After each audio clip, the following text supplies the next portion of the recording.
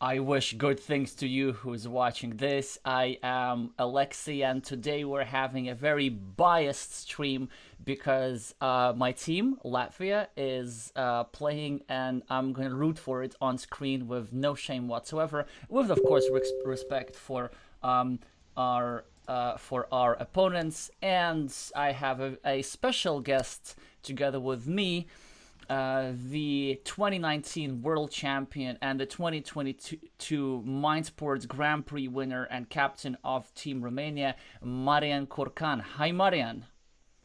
Hello, thank you for having me. Yeah. All right. So I see everybody that you're already making your predictions, and thank you for reminding. Yes, I see Alfonso making a prediction for Japan winning the championship. So today is the last day where you can participate in the prediction game. If you'd like to win a real physical 20-year anniversary edition Carcassonne, and get it shipped to the address of your choosing, you gotta predict who's gonna win the championship overall, which teams exactly. And the last time to do it is by the end of this stream. You can do this either by commenting on this stream or by commenting on any of my other videos. So in the meantime, I wanted to ask you, Marian. So actually, in the early prediction game, many bet on Romania and also thought Romania would score very high. Well, it didn't quite turn out as planned. But Yeah, now that yeah, we're probably we're going to talk about that a little bit. But now that Romania and Latvia, so neither of our teams are in contention, who do you think will win this championship, or who's the most likely team? yeah, I would bet on RCP or Japan. So, yeah, even though Japan doesn't have the same players as the previous editions, they still have a very great, very strong team. And yeah, I think they'll reach at least semifinals. Yeah, so you're thinking of a rematch, right? Or maybe something close to that. Yeah, yeah. I probably think that Japan would be one of the main favorites. RCP also close to them. I'd say that China not to be discounted as well, because I think people sometimes keep forgetting how strong China is because last time they didn't participate properly. We all remember why.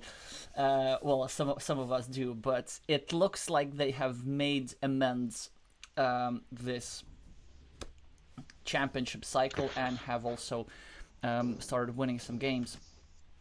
Yes, yes, of course. So, I mean, it's very likely that we also have a surprise this year. On the paper, let's say there are teams which are favorite, but I think that history taught us that yeah, every team can be the winner because let's say this edition we have more time to think, and yeah, players could think more about their decisions and perhaps, yeah, with little bit of lucky tiles, they even underdogs can win. So yeah, I really expect to have really strong games in the eliminatory rounds. Exactly. And you mentioned surprises. I have three teams in mind that could surprise us. One is Belgium, the other one is Portugal. That was, I think, the winner of the group in which Romania was. And the Hmm. third one is playing today, United Kingdom. I actually think that if they manage to qualify, which is also not guaranteed at all, for that they will need not only to defeat Brazil but with a good result. Then I think they will I be think very likely to go on far. it's enough to just win Oh, you think it's for enough to just UK, win? Oh, okay. considering the result between China and RCP from today. Oh, that's great. Thank you. So you'll be correcting me on this. Okay, so before we dive into the match, and there are 4 minutes remaining before the start, everybody, you can see the tournament table before the last round. So this morning, China lost against RCP. So now RCP is in second place, meaning that China, Spain, and RCP all have 4 points. So this means that teams Latvia, Brazil, and Colombia can no longer qualify. However, these teams will want to increase their championship standings, and even one win could mean the difference between 13th place and 21st place. So quite a big swing there. Now the UK will be trying to win hard, and then Spain will, I guess, just need to hold their breath and root against the United Kingdom. But either way, Yes. we will have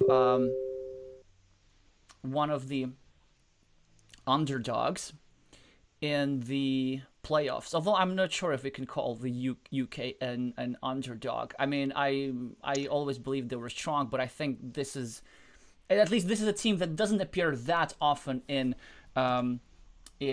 everybody's predictions. Yeah, personally, I consider UK team a very strong one. We played against them, and I remember we won very, very hard. So, yeah, I don't consider it an underdog, but rather favorite to one of the favorites to win this competition. As I said, the level of the teams, the difference between teams is not that much. As the time passes, it becomes more, let's say, little and little. So that's why I believe that we will have perhaps a different winner for this competition. Possibly, quite possibly. All right, Bexay is asking, where is Netherlands in your prediction, Alexey? You're welcome to bet on Netherlands because you can actually influence the results. Bexay is the captain of Team Netherlands. Hi, Glovier. Hi, Daniel. Hi, Playoff Arena. Hi, Alfonso. Hi, William. Already quite a lot of viewers, so I need to remind you to do two things. One is to meeple the like button, which is very important for the algorithm, and second is to, I don't know, how do I do this? To overfarm the subscribe button, maybe? For those of you who are familiar with emerging Carcassonne terminology. Hi, Junior Sartori. This is also quite important for the algorithm and the growth of the competitive Carcassonne community. But, well, with Team UK and all the other favorites, we'll deal with a couple of hours from now. Also, at the end of the stream, we'll have a look at the final table and look at the potential playoff pairings. In the meantime, we have Team Colombia and Team Latvia. I think there will be quite interesting matchups to follow, and I'm glad that you have you on stream, Marian, so that you can reveal some secrets of your game, so we can comment on some of the action. So before we pick a pair, here are the lineups. For Team Colombia, on board 1, we have Sergio Antolines with a screen name Drumcat. On board 2, we have I think Gabriel Salvador with the screen name Salvatres. Then on board 3 we have, sorry, I keep forgetting. I think it was David Triana with the screen name Sedatrisa. On board 4 we have the player Jose Ferrario with the screen name Pechitos, whom we've already watched several times on stream. And finally the captain with the screen name Carcassonne 7, Esteban Torres. Whereas for Team Latvia on board 1, we have one of the newcomers, Egita Seglenia, with a screen name Apple G, who is by profession a landscape artist, so I think that could give her the competitive edge in Carcassonne. Second, we have Krish Kautis, who used to be an Essen, former Latvian champion. I think maybe a bit of underrated, to be honest. He's now in very good shape. I view him as one of the strongest players in the world at the moment. Third one, we have Eva Kaute, then also a newcomer this year. Then On table number 4, we have the founder of Carcassonne, Latvia, Andres Mitrofanovs, whose best result in Essen was 6th place and a near qualification to the playoff stages. And on board 5, we have also one of our stronger players, Kristofers Ritovs, who is the former Latvian Catan champion and the former world number 3 in the Catan World Championship. So let's see if he can transfer some of those skills to Carcassonne. Right, now I have to check if all the matches started, because apparently Krish is saying that his opponent is not there, so probably we're not going to end up watching board number 2 in the meantime. Marian, do you have a preference for which tables you're gonna watch? Do you just prefer to watch a close matchup, or is there a particular player that you were interested in following? Yeah, I would suggest to watch the board 5 between Carcassonne and Christophers. Alrighty, we can start with that. Yeah, the game already started, and they seem to be they seem to have quite strong yellow, so I hope we will see a very tight match. Alright, so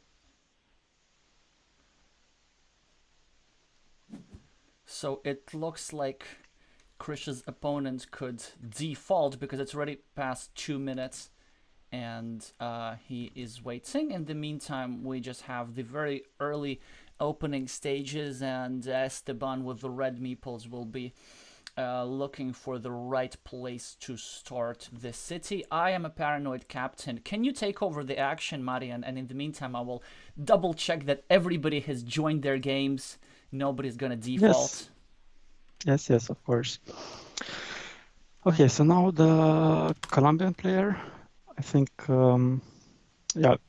he has a few possibilities to play this tile. I think he will choose to place it under the tile with his meeple on and start a new city.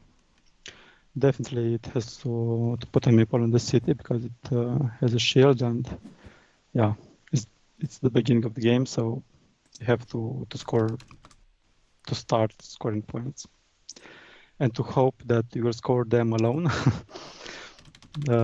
not letting the opponent interfere. And now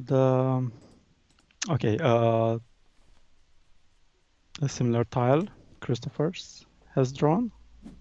I think, he will try to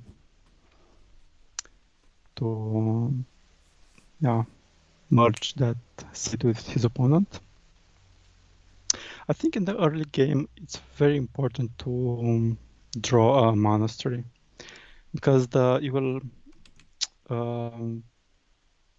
form the map around it, and basically you'll score passive points. So, and of course, the only tile that it cannot be stolen by your opponent.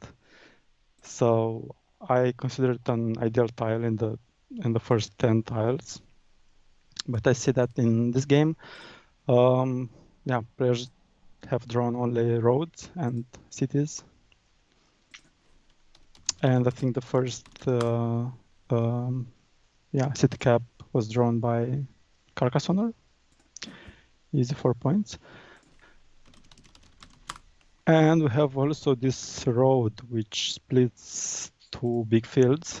So it's difficult to estimate which field will be larger in order to place early farmer. Okay, now Christopher's drawn a monastery, which is a very, very good tile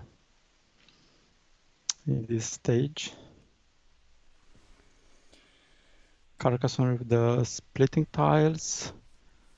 I think he will put them at his city and put a meeple on the free city cap in order like either this, right? to... Oh, interesting choice. I did not expect that. He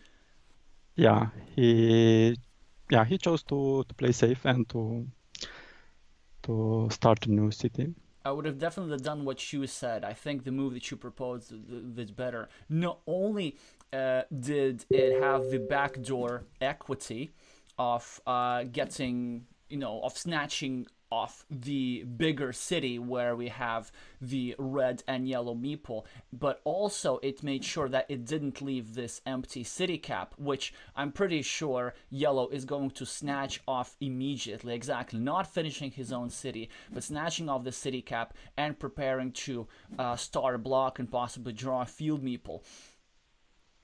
Yeah, exactly.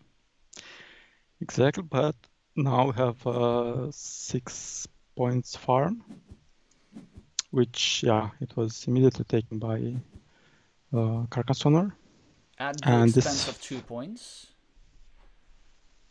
yes, exactly. But it's very important the timing on the fields. So if he considered that this field looks promising, of course it has several attacking spots, but it's very important to be the first who places the farmer on the biggest field, because you put pressure on the opponent, and you never know how big it will or how much it will increase. So, for example, if I consider a field promising, sometimes I play aggressively and I place 2 farmers on the field, and I hope that my opponent will be discouraged and not fight for the field, and in the meantime I will increase it. And by the end of the game, I will have the larger field. Well, thank you for revealing the secret there, because it's something that I was about to ask. I think out of all the top players, you are the one that tends to farm the most. Sometimes over farm, like over farm meaning, what you just said. When you put two or more meeples, when you're getting an advantage of two or more meeples into a farm just to make it extra secure. So as we see here, the yellow has gotten kind of with the quick points route, trying to possibly join the field later, but we'll see that red is probably going to drop a second farmer here, just as if he's listening to us. On the other hand, yellow has the a slight advantage on the scoreboard and the monastery, and I think it a lot could be decided by who draws this the next monastery to fill into the 7 point empty spot. So because if yellow draws it first, then yellow possibly might hope to have a fieldless win condition to just build up some monasteries and ignore the field. However, if red draws a monastery first, yellow might have to fight for it. Now we see that red's interestingly playing very fast, didn't think about it, and just added a couple of points to yellow city, potentially turning it into a ruin. However, there is a shield if yellow draws a quadruple city or something, or a triple city, then this could turn into a 6 point druid with an extra potential from this road over here. All the 3 CCCRs, so triple cities with the road, are still available, with which you can score 2 points for this road plus 2 extra points for the city. So yellow might start thinking about some win conditions that do not involve the field. And this is why my next question, so it's generally something that I tend to do a lot, try to win without the field when my opponent places the farmer first. But since, Marian, you're the one who typically places the farmers, how do you try to counter that strategy? Like, how do you take the fieldless win condition away from your opponent with the strategy when you drop early meeples? And also, I'm very surprised to see that red did not take the 7 point monastery, instead expanding his farm and giving also yellow more hope to be the one to fill that spot. I'm pretty sure that's a move that yellow was very happy to see. Mm-hmm. Yeah, sometimes the fields are very tempting. Sometimes players do not calculate, and I think a good strategy to, let's say, score almost equal points as on the fields is to score on monasteries. Because if you have, for example, 2 or 3 closed monasteries, you don't really need the fields. So I think either you fight for the fields, either you try to close as fast as you can the monasteries and then score, keep some meeples for the end game and score some easy points, because very often in the end game you will have uh, yeah, open cities or roads, and you can easily score, I don't know, 5, 6 points on them in the last 10 tiles. So it's not uh, yeah, necessary to fight on the fields. I see that yellow preferred to restrict this monastery spot by placing a road, and we have only one monastery road left. So yeah, it's who draws it.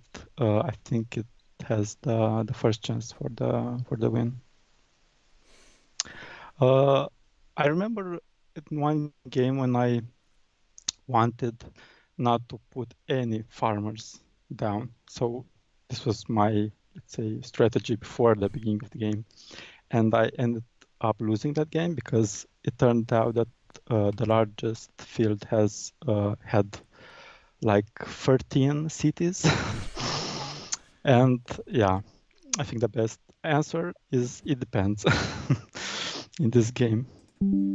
Yes, it depends is very often the answer in Carcassonne. Um, yeah, so I think the best players, even though they have certain stylistical preferences, there's somebody who likes to farm a lot, like you. There's somebody who um, almost never farms until the very end of the game, such as some Japanese players. But I think most top level players have the flexibility in mind. Like they know when to shift their strategy. So as we see now, yellow starting a new city, not trying to hope for the remaining city splitter on the right. Although, yeah, yellow has a few meeples in a precarious position, and yellow will need to get some of them back in order to win the game, either by finishing one of the cities or by finishing a road.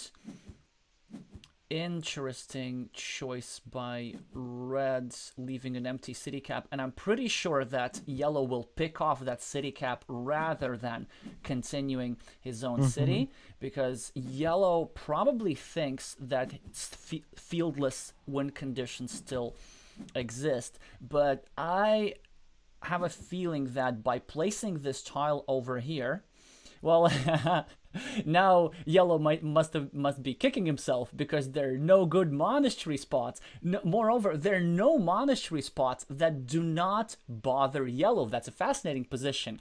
So you can only place a monastery up top or in the bottom or over here, and all of them constrict yellow's features somehow.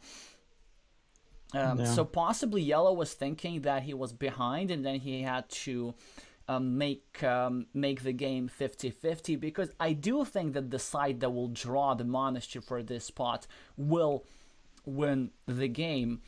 However, I don't know, it's such a hard move to play, because you either start harassing your own cities, or yeah, so he chose to harass his own city, and he will get immediately this tile over here. Or an alternative was to start a 5-point monastery. Even though it's expanding the field, it's kind of getting a little bit more control of the field. But in such a difficult situation with this monastery tile, what would have you done, Marian? I definitely wouldn't put a meeple on the monastery. I think I would have dropped it in the bottom area. So not threatening my city, but a little bit, yeah. Basically In the right? threatening your meepled monastery, like over here at the bottom, right? Yes. Because So yellow now has had one meeple at a time, and it was very risky to place it. So the last meeple is the most important meeple that you have, and I think that you have to place it only if you need it, or if you are sure that you will close immediately other features and you will have other meeples back. Because you need to have options, like red has. Even though that so on the scoreboard yellow leads by 6 points. I think red has the first chance. One, because he has the fields, and two, because he has more meeples. And yeah, he can let's say risk more towards the end. Yeah, no, great tile for red in addition to that. Also, red is willing to gamble. Red is pre-building the 9-point monastery that it becomes immediately the monastery. In the meantime, yellow managed to almost complete his monastery and also did a very good job restricting the opponent's field, because currently it's only 12 points. There's a second meeple, so there's 15 points in total. 1, 2, 3, 4 cities, but this city is the top city is being scored for twice. So actually, I can imagine yellow taking one of the 1, 2, 3, 4, 5, one of the 3 remaining straight lines, completing his monastery, and then equalizing in the meeple count, and possibly winning fieldlessly. Another thing that yellow would need to win is some kind of tile that ends this road. The ideal tile with him would be one of the 2 remaining triple cities with a road, because they would allow to constrict the field even further. Interestingly, red chose not to add further points to his own city, and yellow. I lasted 28 minutes. Well, actually 18 minutes if we count the game. Okay, not a very good result today. But let's see. And with these 9 points and this one coin flip, it looks like yellow has a sizable advantage. And now, for the first time in the game, yellow is going to have a meeple advantage, which, as a team captain, of course, makes me very happy. Yeah. Basically, yellow canceled the field advantage of the red meeple, and still has, let's say, meeples in reserve for the end game. So, yeah, that mastery fraud, I think it was almost a deciding tile of this game. Almost, but look how red is fighting back. I love that move. So it starts with a new city in a safe place. It's pre-building a 4-point road, and there's still 1, 2, 3, 4, 5, 6, 7, so 2 road tiles remaining. And if red is the first one to get this road, he gets 4 points and an extra city in his field, and possibly 2 extra cities in his field. So yeah. red is really trying to play his field majority and just expand things based on that. Yes, red knows that yellow would not fight for the fields, especially that red has a backup farmer, and he now tries to expand his field, and that move were, I think, a very good one.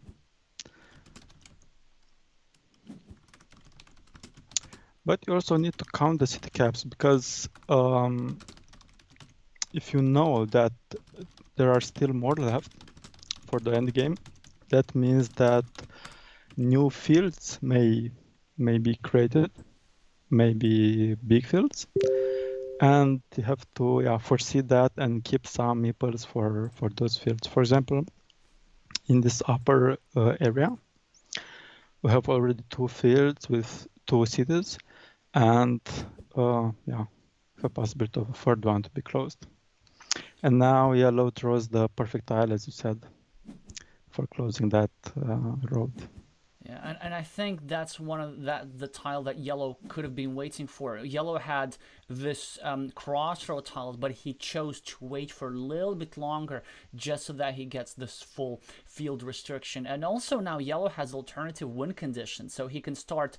Probably I would just meeple the field up top, just to be the first one there. It could turn into a 9-point field that you can get with one meeple. That would be just absolutely amazing. Other move that you could consider is trying to break the city on the left, just adding it to the red tile over here on the left, which I do not particularly like because generally you got to be very cautious when adding points to your opponent's features, and alternatives, of course, connecting to this city up top, which is only worth 1 point, so I'd be surprised if yellow does that. And it's also possible to use this tile to connect to the city right here. Oh, surprising move from yellow, going for the break and giving the opportunity to be the first one on the farm. However, I now believe that yellow will probably drop the divider up top and drop a field meeple. I can't really imagine him doing anything else at this stage. Yeah. Yeah, so his options were to either expand his city in the left area, or to put on the field, or to make the, let's say, life harder for the red knight. Let's say like this. So the meeple on the city. Yeah, it depends. It's hard to say which move is the best. Also it's also about inspiration and what tiles you will get further. So I remember also your brother Bogdan using this word, but I didn't quite like remember what do you mean by what do you mean exactly by inspiration? For example, if you have a plan in mind and you use your tiles exactly for that plan, it might not be the let's say the best way to use the tiles, but if you have a plan in mind and you have the right tiles, it will turn out that you basically made the best choice. Well, and speaking of that, yellow did exactly what you said, inspiration wise. So just about as red were to claim this 4-point road and this extra 3 city to his field, yellow beat him to it, getting 3 points himself, preventing the city on the left to be joined to his field, and also constricting and possibly even blocking. No, there's still one more tile remaining that fits there. So severely constricting the city on the left, making it harder to complete. And probably what I would expect is that yellow could place another curve, making it, I think at this stage, impossible to complete. Yellow could also consider connecting the red meeple to the field and getting 3 points of himself. Yellow could also consider just building up his monastery. Or if yellow decides that it's already time to go the full hog, just meeple this 5-point road. Any recommendation for a good use of the curve here, Marian? I, I would place it on the road right now, because I know for sure that the red will not take the road, the 5-point road. So I will wait a little bit longer, and I think I will put this road on the, either to block the city, the red city, or to my monastery. Because now yellow it's in a better position and does not have to risk necessarily.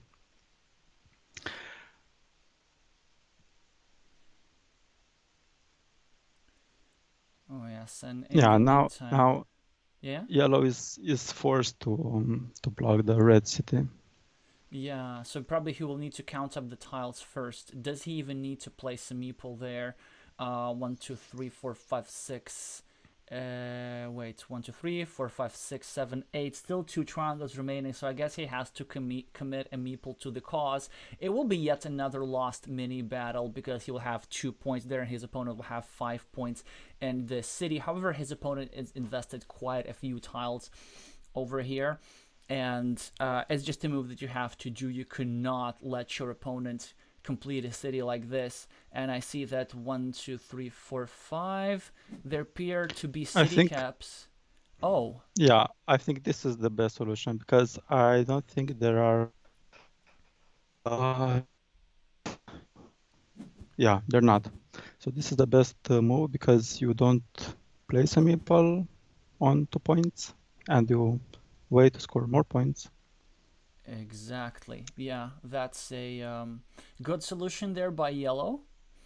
Investing the minimum resources necessary to thwart this city.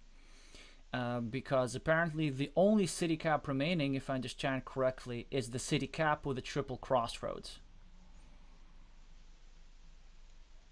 Yeah, I think you're right. Yeah. So this means that yellow just will be waiting until he draws it and can score 7 points in his upper field, and in the meantime he just keeps adding points. Oh, but we forgot about this. Yeah, now The extender. no, the extender. Okay, Yeah. now yellow has to go there. Now it's a question whether Yeah, he needs to meeple this, but I think at this point, with only I a couple think tiles remaining, yes. he probably might have to. It's already 4 Yeah. points, and it might be worth just doing it. Yeah, and as we see, red commits his final meeple on the road. Yellow wins the coin flip for a bunch of points over 7 here, points. and it looks like we're going to have a fieldless win condition in action as a result of the 1 monastery coin flip, and to finish the game with yet another monastery to get 6 points. Suit yourself, either put it over here or over here. This, it looks like a 1 little point going to Team Latvia, which of course makes me very happy. I am trying to be like not impartial, but more or less restrained. So if I weren't on stream, my demeanor would have been quite different. All right. In the meantime, hi Melvin. More and more people joining. Hi, ever, with more predictions. I like it betting on the United Kingdom while being a member of the United Kingdom because it's something that you can control. Also, I see that actually, can you let me know, are our sound levels good? I just keep tweaking them. Can you hear my guest all right? Probably should have asked that way earlier. Okay, it looks like these players are about to go on a break. We're gonna refresh the page to see the final score. Apologies for those of you who like the suspense. I typically don't. I press the refresh button almost after every game. So we see here Christopher winning with plus 15. In the meantime, how are my teammates doing? Do you happen to have the other games open, Marian? Yes, yes. I think there's still one game ongoing, and I think that Colombia won the 3 other games, so it's 3-1 for the moment. All right. And in the meantime, we see that Andrei Mitrofanov is playing against Jose Ferrario, and that's their second game. Jose won the first one. I'll be updating the score in a second. So, who were the Colombian players that won? Drumcard, Sedatriza, and Pegitos. Or Pegitos, yeah. Yeah, and Krish is still playing unexpectedly. Well, Yes, but only 3 ties left. okay, so it looks like we're gonna see a score after this.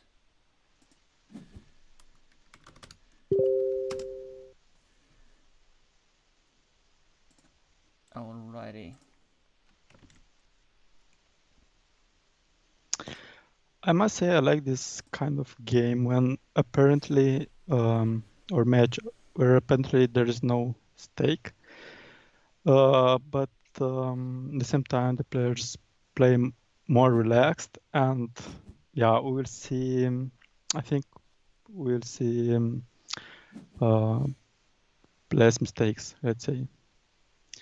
So when a game is very important, um, yeah, the tension is high, and probably you make some, I don't know, counting mistakes or something like that. Well, I just saw a mistake.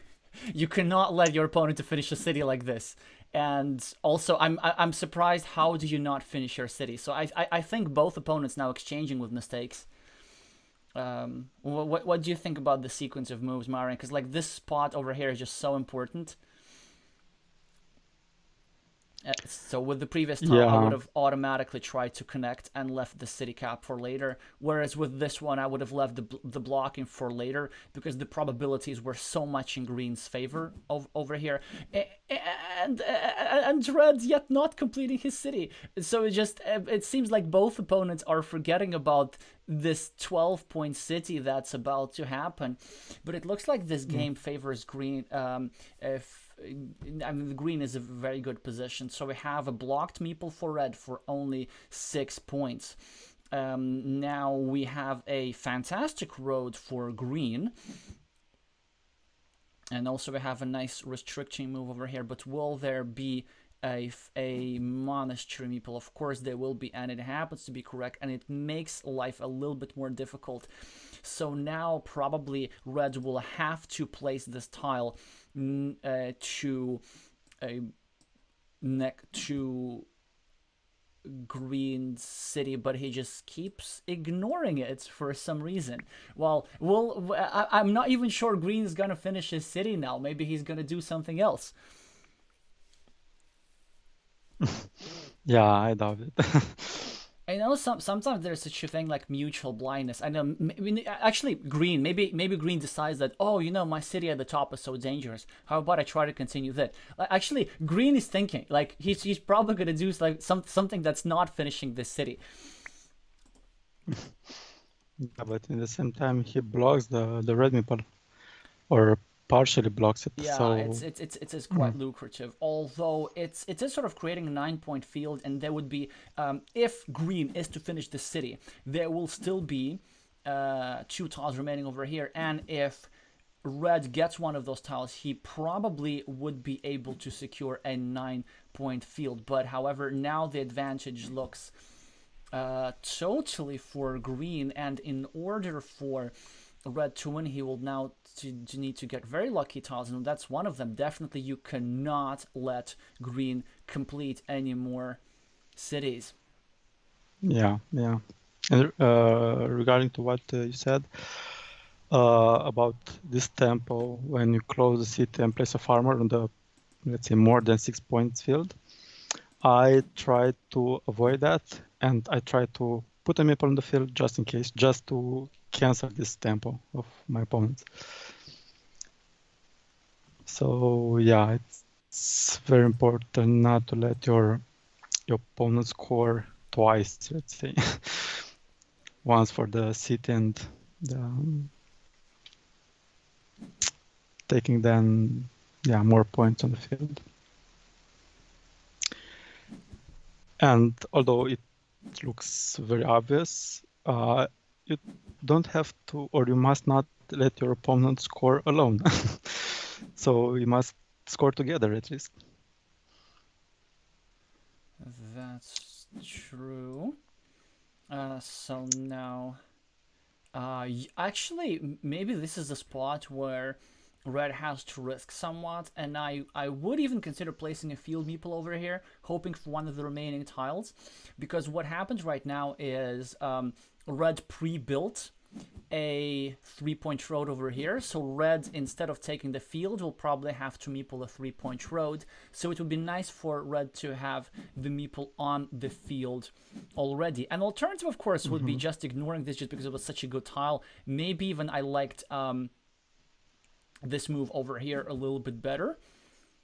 So we see now some meeples getting blocked. Probably, actually, this is not coming back because all the 4 starting tiles remaining. Okay, so Reds can forget about meeples and just keep thinking about points.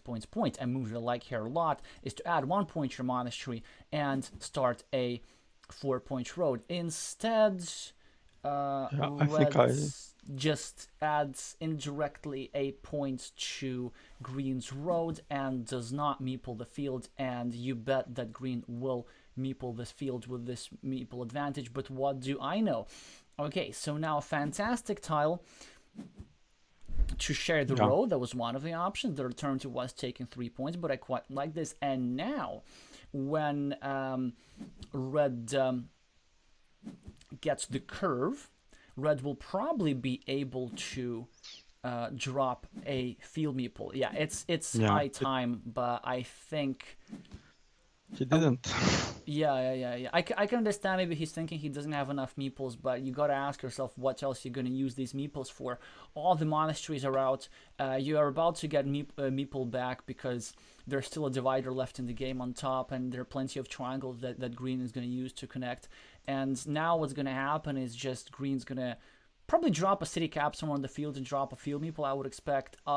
Starting a Yeah, new 4-point city would also be acceptable at this stage, but I really like dropping it over here next to the monastery because there is still plenty of simple city caps, and it looks yeah, like it's going exactly. not to be an easy game for my teammate. Oh, instead chose to do it here. Well, at least this gives us an opportunity to snatch 3 points, but impatiently,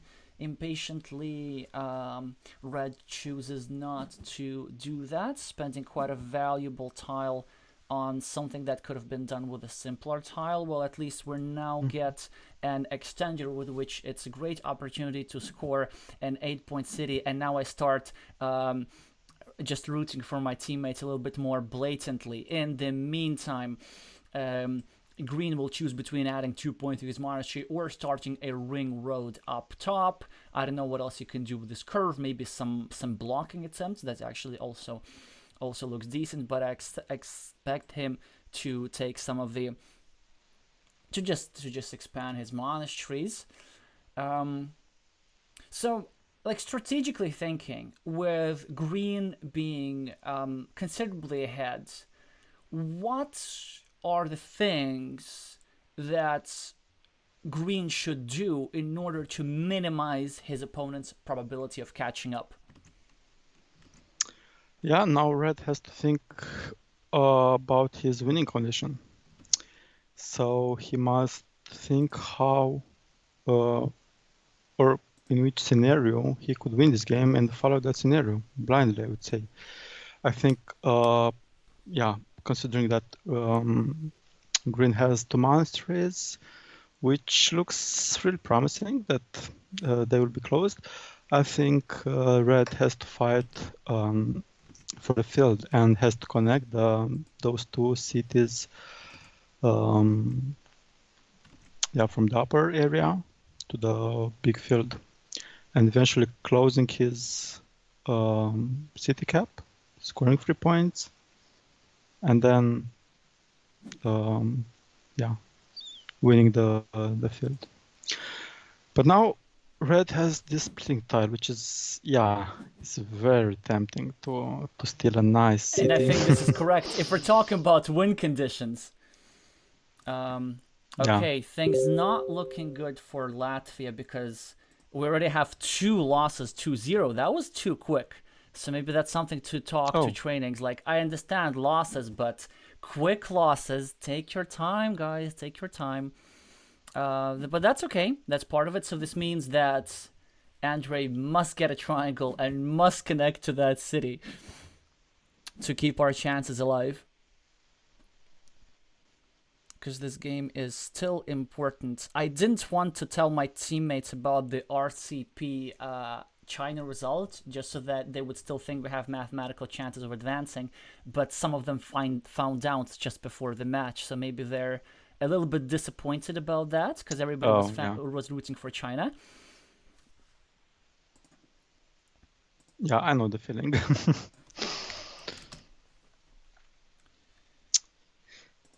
Okay, so In the I meantime, I think, have a yeah. Colombian player, Sedatrice, join us. Finally, I understood the meaning of the screen name. So it's actually the name, because David Triana is actually Sergio David Triana Zabala, and this is just the first syllable out of his out of his name. So it's actually quite easy Oh, to okay, remember. okay. All right, but we've had hard matches against Colombia before. Last time we encountered them, we won 3-2, also with a decider match. Okay, it looks like the city's not happening, right? That's a bit unfortunate for Yeah, us, but the timing was not well, same. let's see what else we can do. Well, now Red risked his last meeple, so yeah, probably he's hoping to close that city very fast and then free his second meeple and then try to fight for the field. But he's in a very difficult position right now.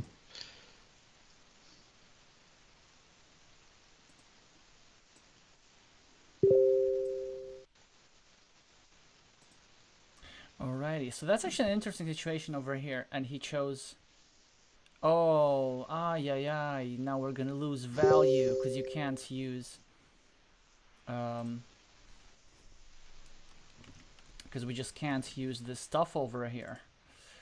Yeah, so that's one of the things that I consider when placing my last meeple, how many tiles there are remaining that that I could miss value from, and one of the few remaining crossroads, 1 2 3 4 5 6, yeah, there's still only 2 remaining now, so red will be forced to take 1 point instead of 3, and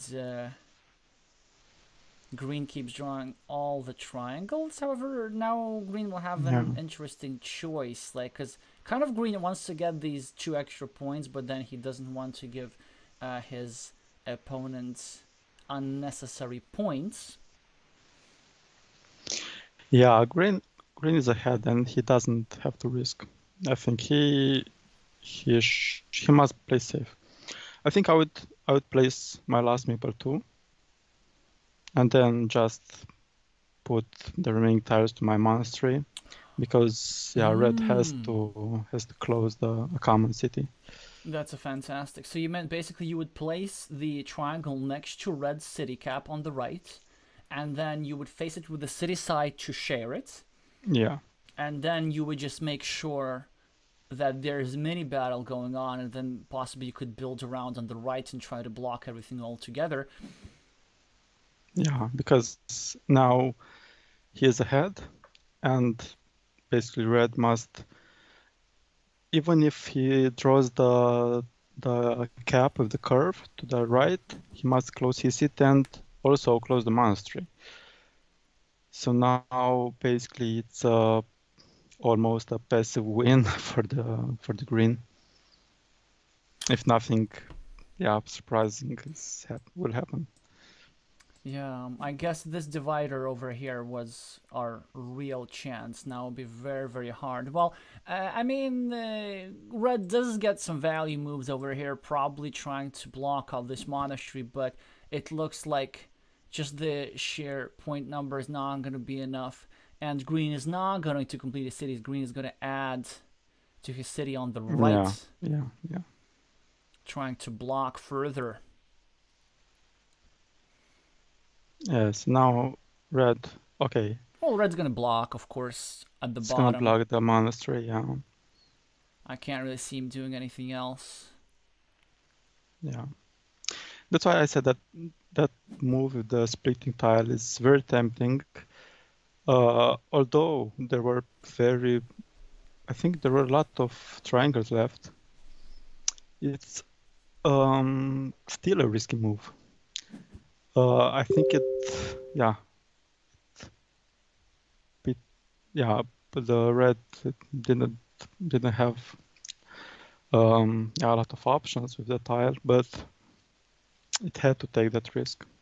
So considering that situation, it was the best move that he could do, although risky. Well, But yeah, and he had to risk. Yeah. exactly. And as we see, there are still plenty of triangles in the game, so it was definitely justified. But I think Mhm. the main thing that kind of prevented Red from uh, having a shot at winning the game was just not being the first on the field, and that's what I mean. Marian has talked a lot. What you've been talking a lot about today, how important it is to be the first on the field. Even without meeples, you see that Green is completely cruising over here. Just with this field control, just adding city caps, probably he'll end up completing one of those cities and adding 3 points to his city. And I think at the time when Red had the opportunity to drop a field meeple, he had two meeples and he's thinking that it's not enough. But it's really the only valuable field in the game. And one thing that sometimes many players forget is as soon as you own a field, as soon as you control a field, you actually don't need to place meeples on city caps anymore. You can just drop city caps in your own field and let them be there. Yeah, exactly. And yeah, you also have to consider what your opponent will do, because at that point, I think red had two meeples, but green had four, and it was obvious that green will drop a farmer the next occasion. So yeah, although you are short on meeples, you have to do it. Now red is trying to limit the field, but yeah, green is drawing seed caps, so it's difficult to. Well, yeah, that's interesting. So, So green this, blocked one city cap, but there's another one. yeah, and I think there's no more tiles for the for that red knight, or yeah, that was the last tile which would have closed the red city. So basically, the last, I don't know, 20 tiles were just dropped on the map, and yeah, some of them Yeah. scoring points for green. But then, like, credit where credit's due, Green recognizing the situation and Green recognizing that he's the favorite side with no meeples. So it takes a bit of a psychological um, threshold to place your last meeple like this when it's very tempting to just continue scoring quick points, but it's all about those probabilities. Well, we'll see now that Red is not adding 1 point to his monastery. Not that it will make much difference, unfortunately. Well, Red will be able to equalize this, and that's, I guess, pretty much it. The thing is, like, the point difference is not going to be that huge. So I think No, with this I farmer, think if only like Red had either prevented this city from completion, or maybe just had been a bit aggressive on the quick points, the situation could have been a little bit different. So, for example, remember this tile over here that Red used to join? It's just so nice and valuable. It's worth 3 points. So I think when you're behind, like quick points should be like gold. yes, of course. And I also say that it's mandatory to always have one meeple in your reserve, but always, almost no exceptions, because exactly of this easy points toward the end. Exactly. And we saw how many city caps and crossroads there were still remaining in the deck. Yeah.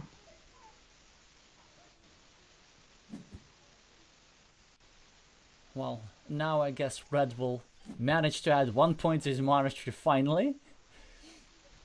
But Yeah. looks like it's just not going to be enough. And I think Green doesn't even need to complete their joint city. Green will just drop it Yeah. somewhere. Mm-hmm. Because it would have given red 5 points Mm-hmm. with this tile, but or no, 6 points, but yeah, green would also have had the last tile, so he would have scored 5 points as well. So yeah. Look at that, and then the insult to injury, the 2 extra points at the end. Yeah, well, unfortunate game for Team Latvia that we have to end the match a bit anticlimactically, but I think we still have a couple of interesting games to view, because I believe the tiebreakers still matter for the tournament standings, so it's better to lose this 2-3 than Yes, 1-4, and to draw some lessons from this about the value of the first meeple on the field, about prioritization of cities, and about the value of quick points. Although we do get to complain a little bit, like there were 4 triangles that could have completed our city over here, all drawn by green. So yeah, that's why I said it was the best move, but it's also a matter of inspiration, because if your teammate would have played safe, let's say, it would probably have 1 meeple in his reserve. Exactly. And look, actually, it's only plus 12. I'm saying only because this means that, this city would have been more than sufficient to win the game, or even just a bunch of quick points here and there, or a couple of other things here and there. So one of the things, of course, the triangles are a bit unfortunate for us, but as I say, never complain about luck. Like, what I like to do is, like, if you need a triangle in a certain place and it guarantees you victory, you should start thinking like how you can secure the victory elsewhere. Yeah, exactly. So it's not, let's say, healthy to think in terms of luck in Carcassonne, because you would get frustrated. But in terms of inspiration and probabilities. All right, speaking of inspiration, I do need you, everybody, because I see there are more viewers than the like marks. I need you to meeple the like button and to overfarm the subscribe button. That is important. Well, let's see how Krish is doing. I would expect him to be the heavy favorite. He won a narrow one in the first one.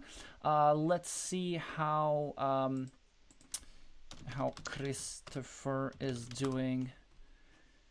Christopher just completed the, I would say, huge city, and took a big advantage. But let's check the field situation. So red is winning on the field, I think. Red is winning on the field, and also quite massively so. But I'm wondering, as always, I always ask this question: is it possible to win without the field?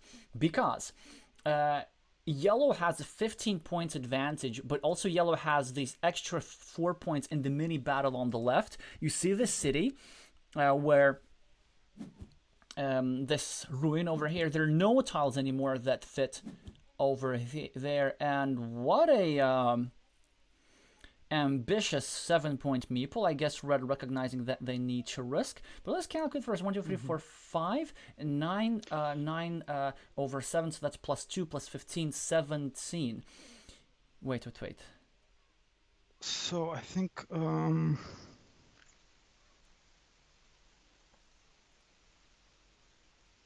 2, 3. Red is at plus 11, I think. And plus 11. And I still think that yellow has a good chance because he has 2 meeples left. And I think a good move would be to block the monastery right now. Let's see if it's a permanent block.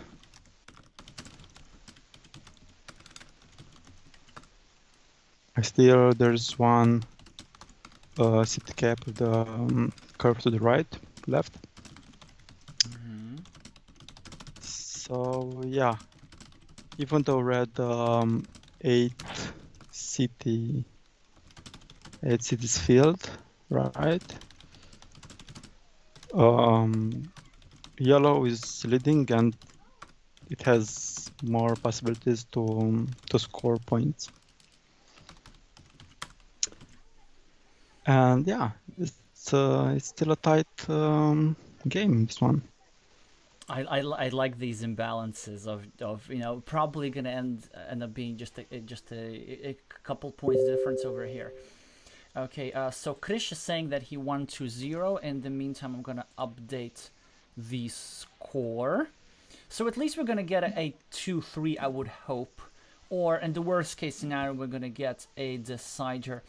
A bit unfortunate. I thought there would be a bit more of a fight in the on table number 3. Well, on table number 4 actually, because with both players being similar in ratings, but it wasn't meant to be.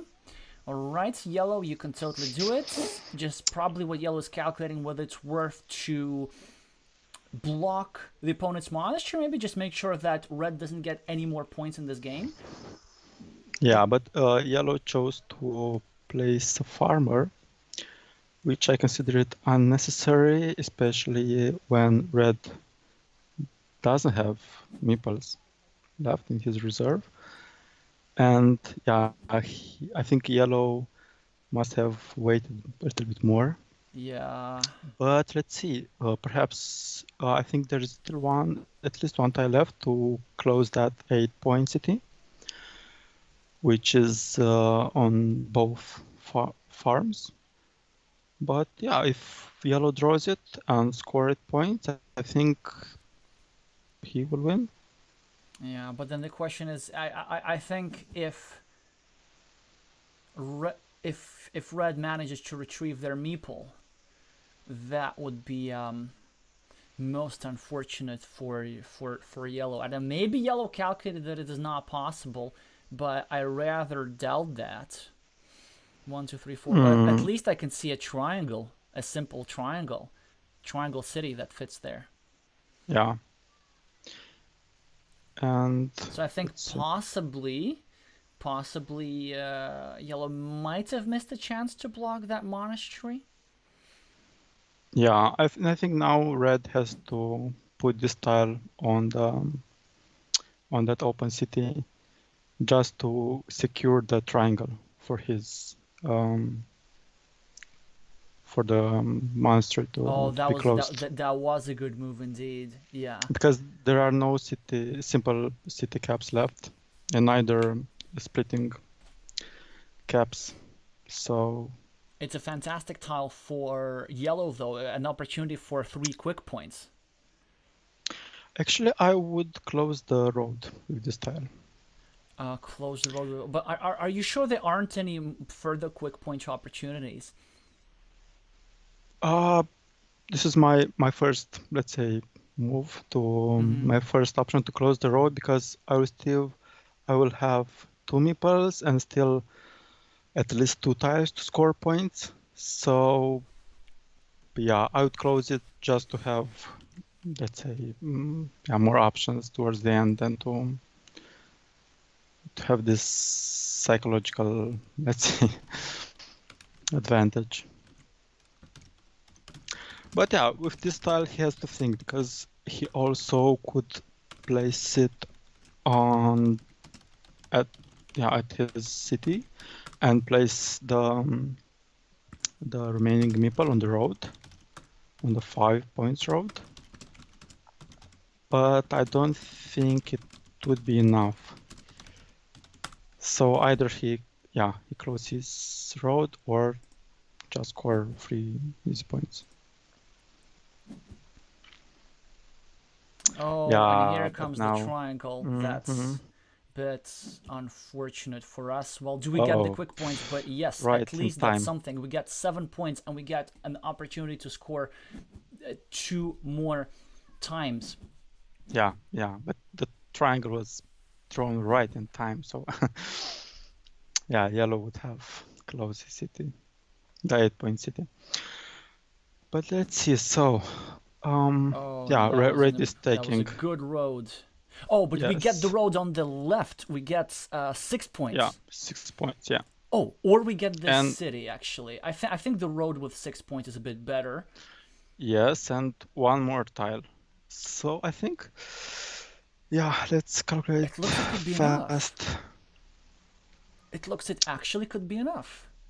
I think so, yeah. Yeah. Let's go. Another fieldless win conditions. So 18, yeah. So 75, 18. Oh yes, yeah. It's enough. So yellow, yeah, it has to close some points with the last.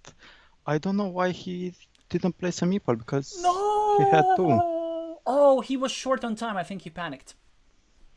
Oh, okay. He was short on time, and I think he just like mouse slipped. I had this happen before to me. Oh, but I think I it's still yeah. enough for Huh? him. I think it's still You enough think for it's still him to enough? win. Yeah. I think maybe If like I, -1 or something. Okay, we can actually wait this one out. But no, I understand Christopher here very well, because I had the exact same thing. I was playing against Ralph Kverfot in the match Latvia-Lithuania versus Germany. That was a decisive game. No, that was like one of the decider duels. And basically, I had a move that gave me 100% win probability. But like my hand was shaking so much that I just couldn't, like it just had a spasm. I couldn't even click on it. So I ended up not putting a meeple there, and that basically then lost the game by 1 point. But as you see, Marian, oh, yeah, you're much quicker at point counting than I am. So Christopher does win with +4, also in a way that I find quite aesthetically pleasing. So congratulations on that. Well, it's unfortunate we yeah, couldn't win the match, congrats. but at least 2-3 is fine. Well, 6 seconds remaining, so also using their time. Yeah, I actually really like how I know how yellow played for the most part in the parts that we viewed.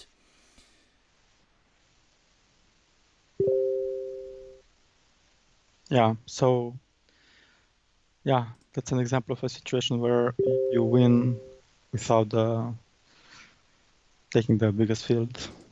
Yeah, I love when that happens. I know maybe for you, like for Marian, it's you entirely the opposite.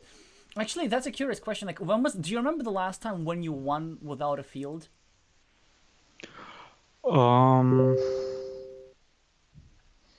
no, but I remember one game when I suffered almost the entire game because I overcommitted to the field, and I was like putting 5 or 6 farmers, and I managed to win by 1 point. But yeah, it's very, let's say, unpleasant way to to play the end game.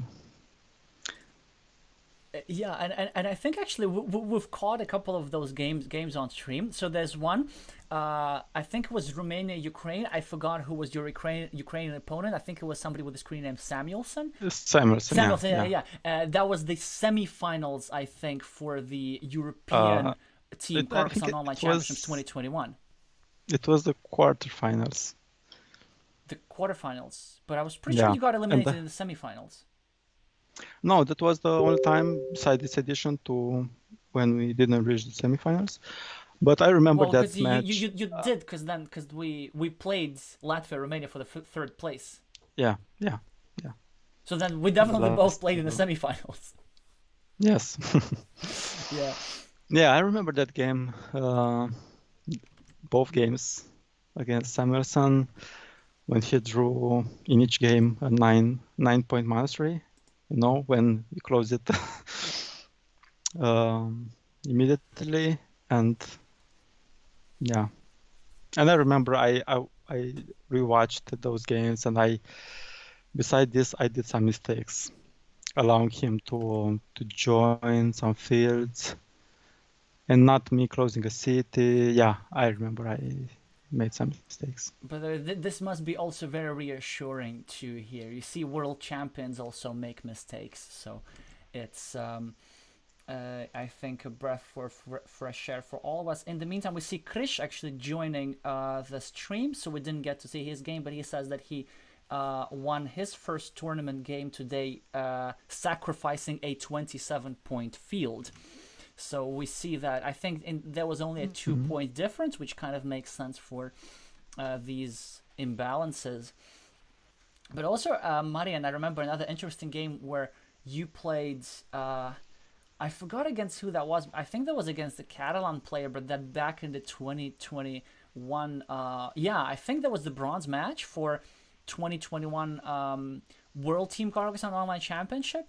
You were playing Yes. against a Catalan player, and you like overfarmed like you always do.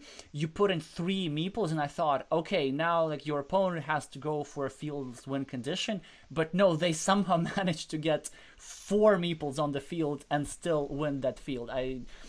That was Yes, a very unusual game.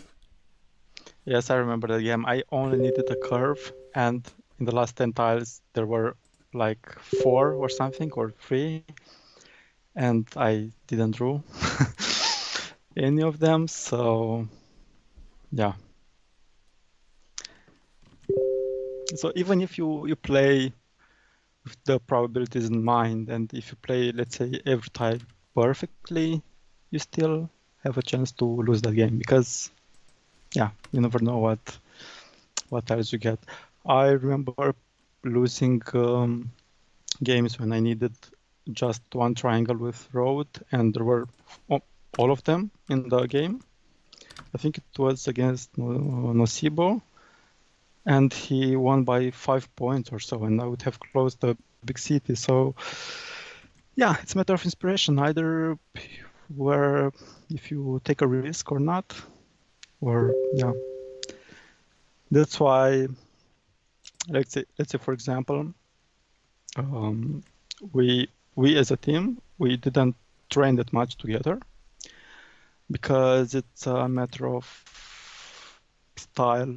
Everyone has his own style of playing the game. Some players put meeples on every tile and somehow manages to close all the cities, roads, and so on. And Melvin, yeah. yeah, but it turns out that this kind of style of, let's say, not so risky, but just scoring points and points, it will turn out to be one of the best styles. I consider myself, let's say, conservative player, which rarely takes risks. But yeah, I lose a lot, so it means that it's not the best. Yeah, Wait. you know what I'm doing? I'm looking up stats for a game, just wondering. Yeah, we do see quite a lot of field points, almost 20, but then I'm surprised. You also have like a very high meeple count, so like at least your average stats suggest that you are also quite aggressive in point grabbing. Is that an accurate description of your style? Yes, because I like to keep some meeples for the end game, and I score easy points. So yeah, I think that's why if you see, so looking at the stats, for me, let's say key indicators are how many meeples you have placed in that game. And yeah, good players placed, let's say, over 17 or 18 meeples. Yeah, And yours that is close shows to that, 18. I don't know if you can see my screen, but it's oh yeah. yeah. Okay, so that means that you don't get blocked easily, or yeah, you somehow you have a balance between nipples on the fields and scoring easy points. So oftenly, he who places more meeple is the winner of the game, but it's not necessary. It's not always. I mean, I'm usually the side that It's places not more always. meeples. I try to be like this. But I remember one game where I won with 10 placed meeples and my opponent had 20. That was certainly most memorable. Yeah. It means that you won with a big field, right? Yeah. Actually, I won with the big road. That was such a weird game. I think like with a Road. 12 Okay. point road or something like this. Wow. Okay, as you see, I'm kind of like I'm kind of crazy. Although I have a very low remaining meeples number, which I guess I do get blocked, but I do tend to. That's one of the things I wanted to ask you. Like I do tend to score a lot for roads, just trying to find some weird loops that give me more than 1 point than point per tile, maybe like 2 points per tile, sometimes 2.5 or 1.5. Um, and that's something that has influenced me a lot after I've read Daniel Chard's book, the book of Carcassonne. There was interviews, well, the interview with you as well, the interview with Vladimir Kovalev, and I think it was Vladimir Kovalev who said that you shouldn't underestimate the importance of roads. And after that, I kind of started thinking about this and found ways to meeple roads a little bit more. But Yeah, so you have to score. So in order to win, you have to score more points than your opponent. So of course, roads give you points as well. So yeah, that's why I said that these players who put meeples on or play with high variance or where yeah, a lot of possibilities to score points on cities, on roads, on fields, on yeah, they end up winning a lot of games. So yeah, and the win rate, which is over 70%, I think it's also a good indicator. oh, actually, that's an interesting thing. I wanted to talk about win rates a little bit, but before that, we kind of need to decide what to do. So the game finished unexpectedly early. I because every single duel finished 2-0 in favor of somebody, which is not something that Okay. I'd expect. I'd expect something tighter. So which means that we have 47 minutes until our next match, and we have a range of options. We can either just like continue talking because there's loads of questions I would like to ask, or we can talk a little bit and then do a games analysis because I'd be curious to see how was that game with the 27-point field that was sacrificed by Krish, or we can do something else Carcassonne related. Do you have any ideas, Marian? What do you prefer? Well, yeah, we can also analyze one of today's games or perhaps one of the past games. Do you have something in mind? One of the games which are really interesting? Oh yeah, we could. I have something in mind. I think we just have a look at Krish's game because there was only 2 points difference. I mean, we know the Mhm. results, but it would be, I think, interesting to go through this imbalance. But before that, and of course, viewers, if you have any suggestions, then do let us know. We see there coming more predictions for the World Championship. Just gotta remind you all that there's still time until the end of the stream. The stream ends about 2.5 hours from now. I guess maybe, well, yeah, probably 2.5 hours from now. Although probably Team UK and will ends up playing super fast again. But we'll see. We'll see. At least I'm pretty sure that not all duels are going to be 2-0. There has to be some tighter results. And, well, we'll get there in a second. As I just got to remind you that in order to participate in the prediction game, you got to predict who is going to win the World Championship and which team is going to place second, third, and fourth. And you can do that only until the end of this stream. Arab is asking, do you have an updated standings for Group B? Well, not updated. I have only the standings that we looked at the very start, like the one before this match. So now Latvia still have 2 points. Colombia has 1 point. I guess now we will need to root against Brazil, which is a bit unfortunate, so that we are slightly higher in our standings than Brazil. And then so China RCP guaranteed. RCP is now second after RCP beat China. And then basically United Kingdom will just need to beat Brazil in order to overtake Spain because United Kingdom has better tiebreakers. Yeah, but I think the RCP is the first one in this group right now, right? Because it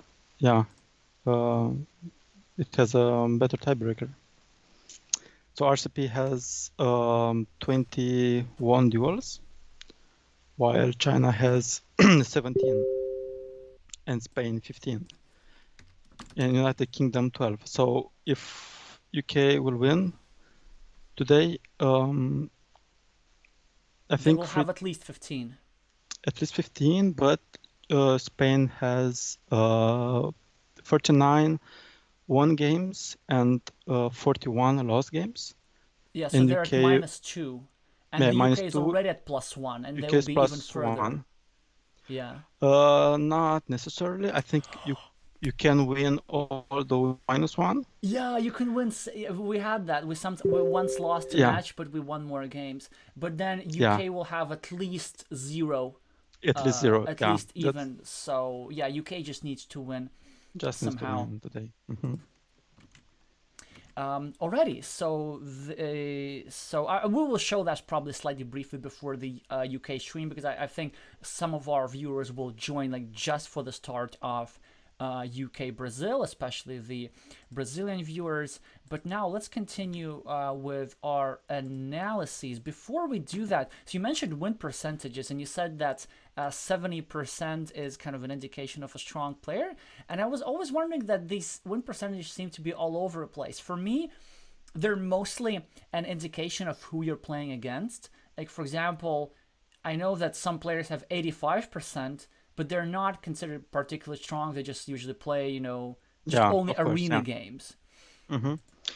Or you can play in a game of 4 players, which it's basically different games. So, but Yeah, that's also true. it counts to the winning condition. Or you can also be one of those players that plays with only a specific set of expansions, and then you just hunt for players who don't have the experience, and then you get an 800 rating and like 90% win percentage. Yeah. But that, of course, doesn't count. Mm-hmm. Alrighty, so let's see this game over here. So this is also gives us another interesting topic to talk about, because for this analysis, as I've done before, I'm going to use this script made by David from Spain with a screen name Estronfio. It is made in such a way that it can only be used as an analysis. So if we were to try to use that in a live game, it wouldn't work. But it is quite a very known fact that many players, especially in Arena, use a tile counting script, or at least a tile counter, and that, to be honest, probably up until 4 or 5 months ago, when I just decided to start practicing seriously, when I'm in a bad mood, I would use that in arena games against unfamiliar players, just to save some time, basically. I know, Marian, you are like a strong opponent of any tile counting tools. I was wondering 2 questions. First of all, sort of why are you against tile counting, and second, do you ever use a tile counter not for games but for analysis, and what do you think about that?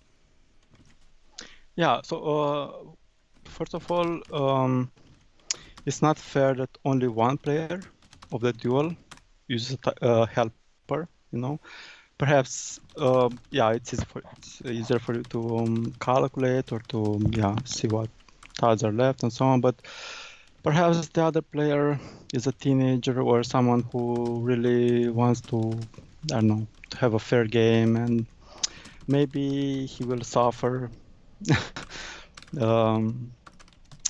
if he loses that game.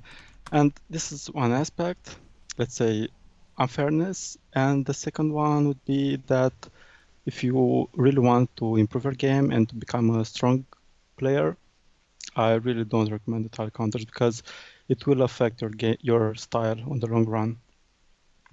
And I have never used a tile counter, not even once. Even out of curiosity? No, honestly, no, because I know that it will affect my counting skills. So if I rely on something else to count, when I play the really important games, like in the nationals or in the World Championship, at Tesson, I I know that I would found more difficult to count just because I relied on the style counter. So playing Carcassonne is a mind game or a mind sport, and it's it involves some skills, some about how you place tiles, but one important aspect is counting, and uh, it's part of the game, you know. So if one part of the let's say of the game is somehow solved by a tile counter, then you have just to play some tiles where the I don't know where the tool or script is showing you that it will be the or where it will have the best score, let's say, for a specific tile. Yeah. In the So meantime, we yeah, see in the chat. Sorry, I'm just gonna give you.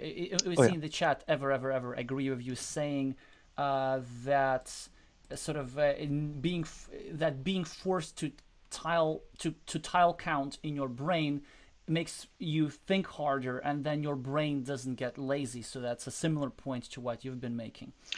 yes, and you will keep the focus only on the map, only on the game, you know. If you, let's say, if you look in another place and then on the map and then, I don't know, perhaps clicking somewhere or um, crossing them on the paper, I think you will lose the focus on the game and you will lose the big picture of the game.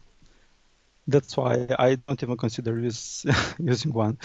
So yeah, Oh, that's interesting. So obviously, as I mentioned before, this is one of the probably few things where I disagree with you to a certain extent. I mean, of course, I agree about fairness. Like it's either no tile counter for both players, or the tile counters for both players. However, practicing to play with a tile counter has I think maybe a better player. Of course, it didn't help with my counting skills, of course, because obviously it forces you not to count. But I had already played a sufficient number of games where I got the tile counting skills, and I just don't consider it something that's particularly hard. I just consider it that some somewhat time consuming. But seeing like all the available tiles all the time, either in a game or at least in analysis, it helped me realize at what moments it's important to count tiles, and for which kind of decision this counting is important. So I was wondering, Marian, like, what do you think about using tile counters in an analysis, or is that something that you prefer not to do even in an analysis, typically when you learn games? yeah, I think I prefer not to do because in the if you have let's say visual memory in the game when you have to count there will be several images in your mind, one with tile counter and another one with the real game itself. So what I did in the past, I tended to lose a lot of games when, so if I remember, I think 5 years ago I played a lot, I lost a lot, and I then rewatched the games, and that's how I saw some key moments on the game or how the tiles should be placed in order not to lose. So I wondered why I lost and what did my opponents in order to win. Mm-hmm. And rewatching the game showed me those answers. And I prefer not to use, let's say, any kind of um, extra tool which is not similar to the game situation when you have to play. So Or this is what I mm-hmm. prefer, but I don't mind using them right now if you like. Yeah. All right, that's definitely understandable for sure. Yeah, on stream we'll definitely will have to use them, because I'm afraid not everybody, in our, with all respect to our viewers, not everybody is a world champion with and a master on board game arena. So I think it will make things easier for our viewers to visualize. But I pause here because that's the first. We had standard moves at the start, but that's the first one surprising to me. I think typically in this situation, you instead of turning your city like this with red, I almost automatically try and share this city because you just cannot you just cannot risk your opponent completing a city because there's still, and this is like when I try to look over here and tell there's still so 8 tiles that finish the city immediately, especially when you're playing somebody who's lower rated than you. In this case, I usually play differently. I kind of play assuming that they will get extra lucky, and then I try to sort of win despite that luck. And that would be my next question to you, Marian. Do you ever like change your approach to the game depending on your opponents and your expectations, or do you just always play the position and try to make the mathematically correct moves? I think it was one of my mistakes to underestimate my opponent, because here in BJ it's very easy to underestimate based on elo, but it happens that some players just recently created an account, and even they have 200 elos, they are strong players. And I try not to consider my opponent's level, but just place the tile how I should think it would be the best. The problem with this triangle of road is that if my opponent draws a city cap with crossroad, it will end the city and score also 4 points on the road. So yeah, I would have preferred to rotate it and place it towards the green city. Yeah, so just same the other way. So it doesn't even matter like who you're playing exactly. It just would be the mathematically sort of expected move. But also an interesting thing over here. I think some of our viewers like might be surprised by this meeple on the monastery, but it's a meeple on the monastery that's like completely automatic and it's a must. It controls 2 meeples over here, and even though this all is very likely to get blocked, it will be a nice mini battle with 1 meeple for 8 points versus 2 meeples for 4 points, and this scenario is quite likely if we stick in some roads over here. Yeah, exactly. So if you place the triangle with the road that way, you have to block it with the monastery, and if you place that monastery there, then you have to put a meeple on it because it is surrounded by your opponent's features, and it will be easier to close, and you afford it. So you afford to your monastery to be blocked, and in the same time, one or both your opponent's cities to be blocked. So a monastery is almost like a 9-point field, right? Even if it's blocked. So it's never a mistake to place a meeple on a monastery in the beginning of the game, or I would say in the first half of the game. In the first half, even, yeah. Yeah. So already we see several points of tension now. Red to choose between blocking this, finally starting a new city, or just hoping to complete a city cap. It's actually hard to see what move is even the best, because so here's how you think in these situations. Like, so this I guess is a pretty decent move because it secures you the victory in the mini battle, and I probably like it best given that there's still 3 tiles that fit over here. This move is acceptable, but then this makes your city a little bit inflexible, because, for example, if you keep this open, then in case this stuff gets blocked, and this is quite a sensitive square, then you'll be able to turn this into a ruin by placing triple and quadruple cities up top. Whereas if you place it over here, you're betting thoroughly on completion. What would be your move here, Marian, with this style over here? I think I would place it like this, especially if my opponent manages to close his city. It would be 1 point toward my monastery. And I think in the first half of the game, your goal must be not to score points, but close the features. So close as fast as you can what you started. Cities, roads, and so on. Yeah. So my choice would be to place the cap on the at my city. Oh, it's like under 35 basically. I don't know if you can see Yes, the tiny yes, numbers, but yes. I that's can also see it. one of the Yeah. things where with the Oh, okay. scripts kind of helps because we use it in practice. And over here, these numbers they tell you the total number of tiles that fit into these holes. But they also, because these numbers are different, they also actually help you the location. So, for example, if I say in the 25, you know that this is over here. Okay. Exactly. Okay. So, Chris chooses the. Chooses to sort of block off and secure the victory in the mini battle. Now also securing his road because here's the nice 9th monastery spot. And now probably these both cities will get... Oh, that surprises me immensely. I thought that these both cities would get broken and then red would be with a slightly better mini battle over here. I wonder if red does this again. Could also drop it next to his monastery, actually.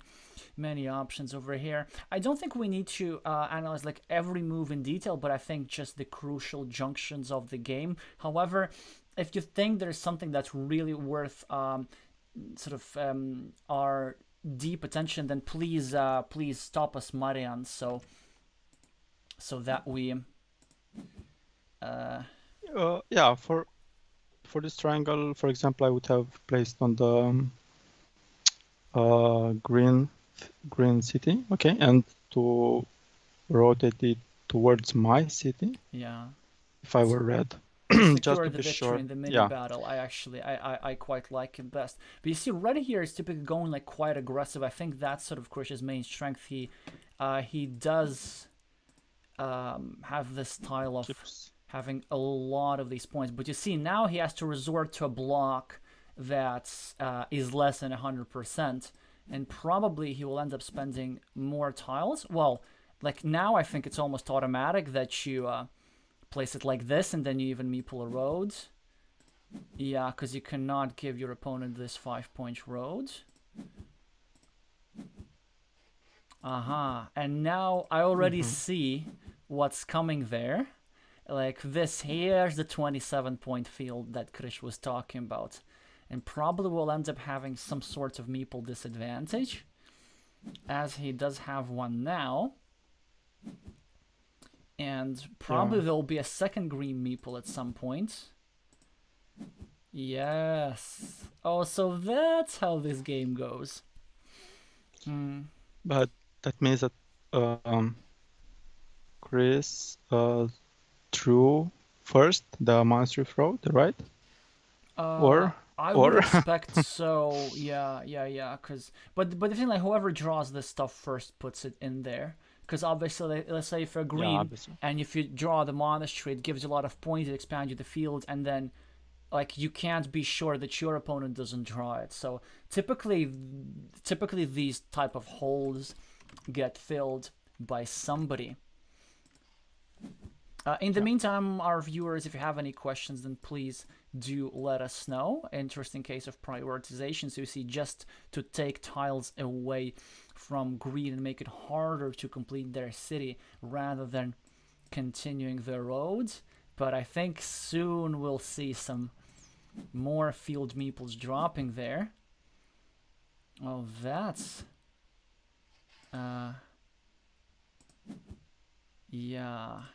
Now securing the field, but indirectly adding a point to red's roads, which in red must be very happy about it. Well, I guess finally... yeah, red gets to secure roads. That's an interesting... thing over here. So I very often do that as well, just trying to look for these opportunities that give me a lot of quicker points. Like, but Mhm. now looking at this situation, I have no idea how Red won this game. So Red is at minus 16 on the scoreboard. Red has two fewer meeples, and and Green has a 12-point field and the meeple advantage. I'm very Wow, curious to that's see how so. it goes. Yeah, I would suspect that he closed his city Hmm. and drew that monastery, but it's not necessarily. Probably, and So then I let's see. expect him to meeple this monastery as well, because like, or possibly to meeple the field. But the thing is, if you meeple this field over here on the 26, then you know that your opponent's going to meeple in response and connect through the monastery. Exactly. So it will not. It would bring you no advantage. Yeah, but yet he still did that. Oh, interesting. And so, but Green didn't use the opportunity. Maybe that's what Red was banking for. So Green didn't attack this meeple, didn't meeple a field. Maybe he didn't want to add a monastery point. Yeah, it was. I don't know why Green didn't block the red city with that straight road. Yeah, that's interesting. So another sharing another field over here, making this monastery less valuable. By the way, that's also an interesting point. And by the way, here we can see how important it is to win mini battles. So this blocked city scores 3 points, but this blocked city just keeps growing and growing, and it's already 10 points. So red is at plus Yeah. 7 over here, and if red manages to complete this road, which he probably will, as we can see from his tile, he is right back in the game. Okay, checking for questions from viewers. We're not getting any more. Oh, so interesting. So green does block, sacrifices the 2 points, It but was the reason why he placed that straight road there. yeah. Actually, I mean, So you yeah, kind of want to follow through if you're doing stuff like this. yeah, Starting a ring road now, already being more aggressive. And well, let's see. Probably red will connect over here and try to equalize the field and already harass this road. Meeple could also connect over here on the 11 at the bottom. Could also continue his monastery, well, that's quite a weak move. Maybe just add 2 points to his road.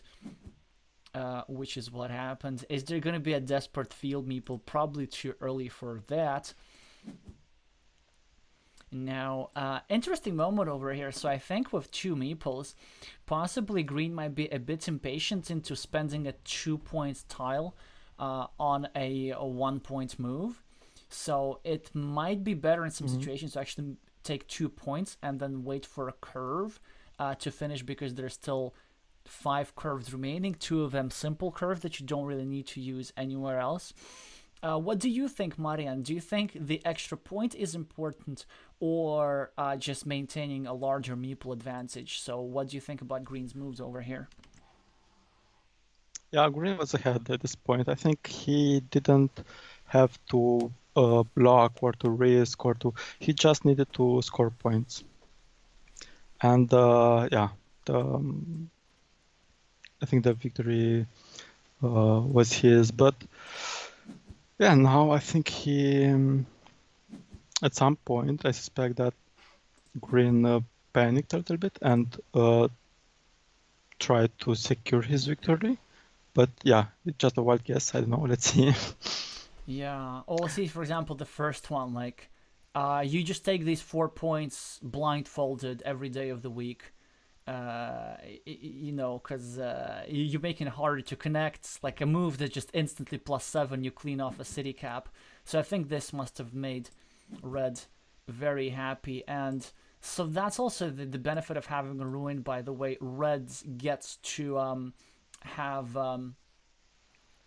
actionable Increase it. moves in his meeple disadvantage. Yeah. Yeah, and this mastery of road comes late in the game, I think.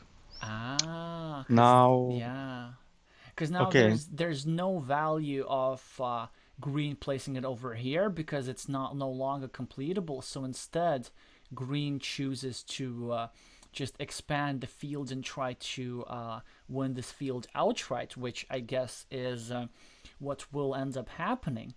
But then, on the other hand, maybe it's a monastery, but it's a 0-point move. Maybe you want to at least score 2 points somewhere, or even like Meeple, a 7-point monastery up top, which I actually like a lot, this move over here. Yeah,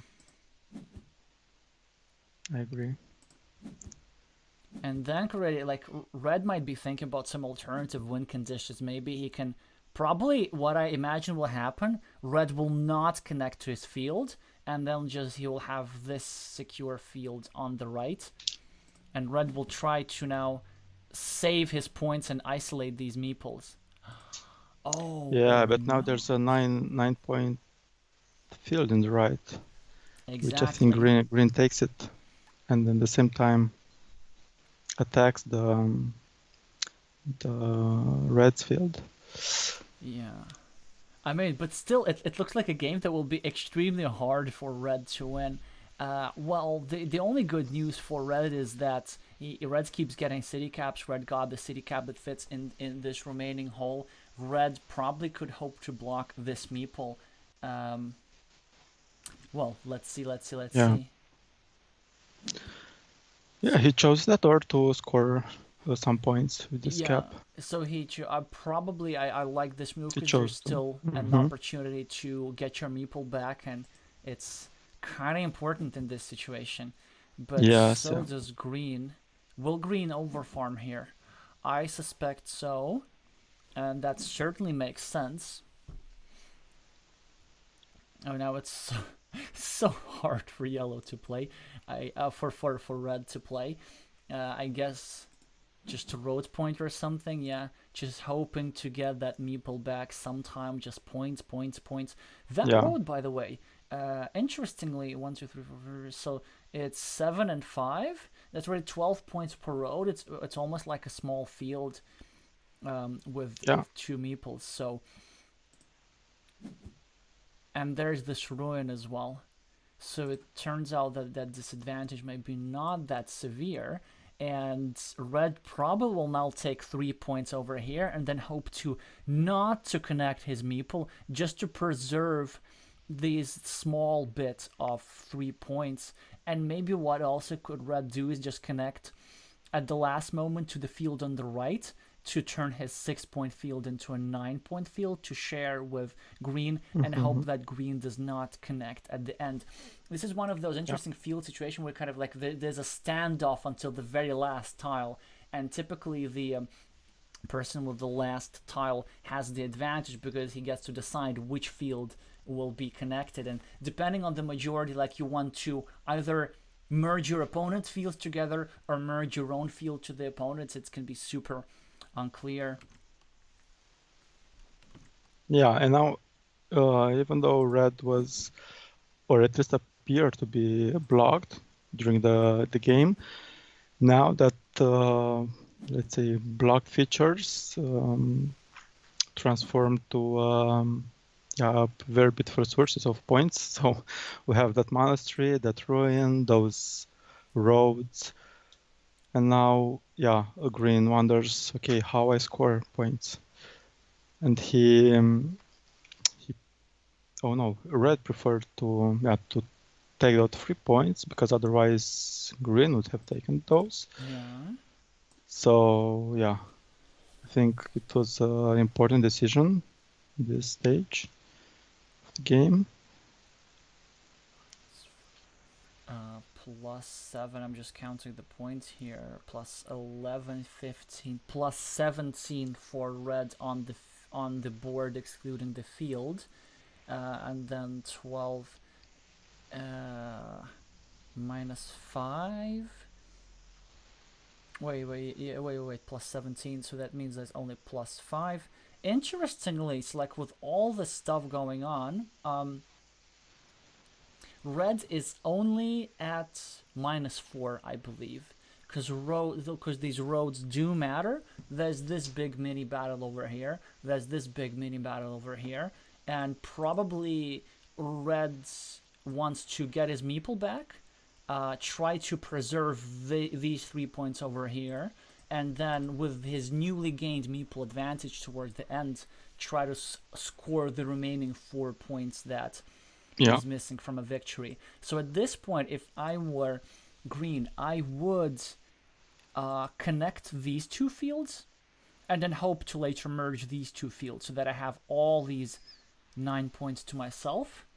but it would not matter, you know. So now green in that field, let's say, already has 9 points Oh yeah, but then it because would make sure that they are red shared. cannot, Cannot, yeah, gain 3 more points yeah. with the last tile. Yeah, you're right. But then Yeah, we'll see what. So okay, that also makes sense. So now he chose to take 3 points away from red, and red probably understands that this field he'll unlikely win the battle for this field just because it's happening on all sides. And now I believe red is at -7. So what will happen? Will he just score? Oh no. He just took 4 points. Another risky move was like to try and hope for the triangle and get even 6 points, but that's probably a bit of wishful thinking.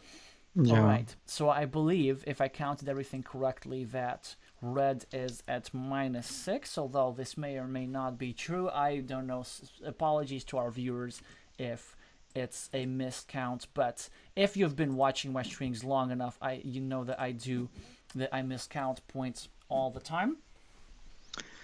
yeah. So red now has the opportunity to have unclosed feature, but still to use, let's say, every tile. If he draws a road, he will put on his road a city to his ruin, and then the other tile to his monastery.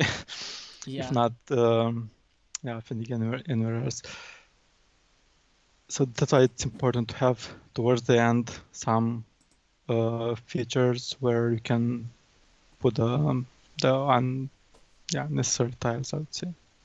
Exactly. And now we see finally red gets one of the road ends, and so this gives him a little bit more hope. I think is still at -6-ish though.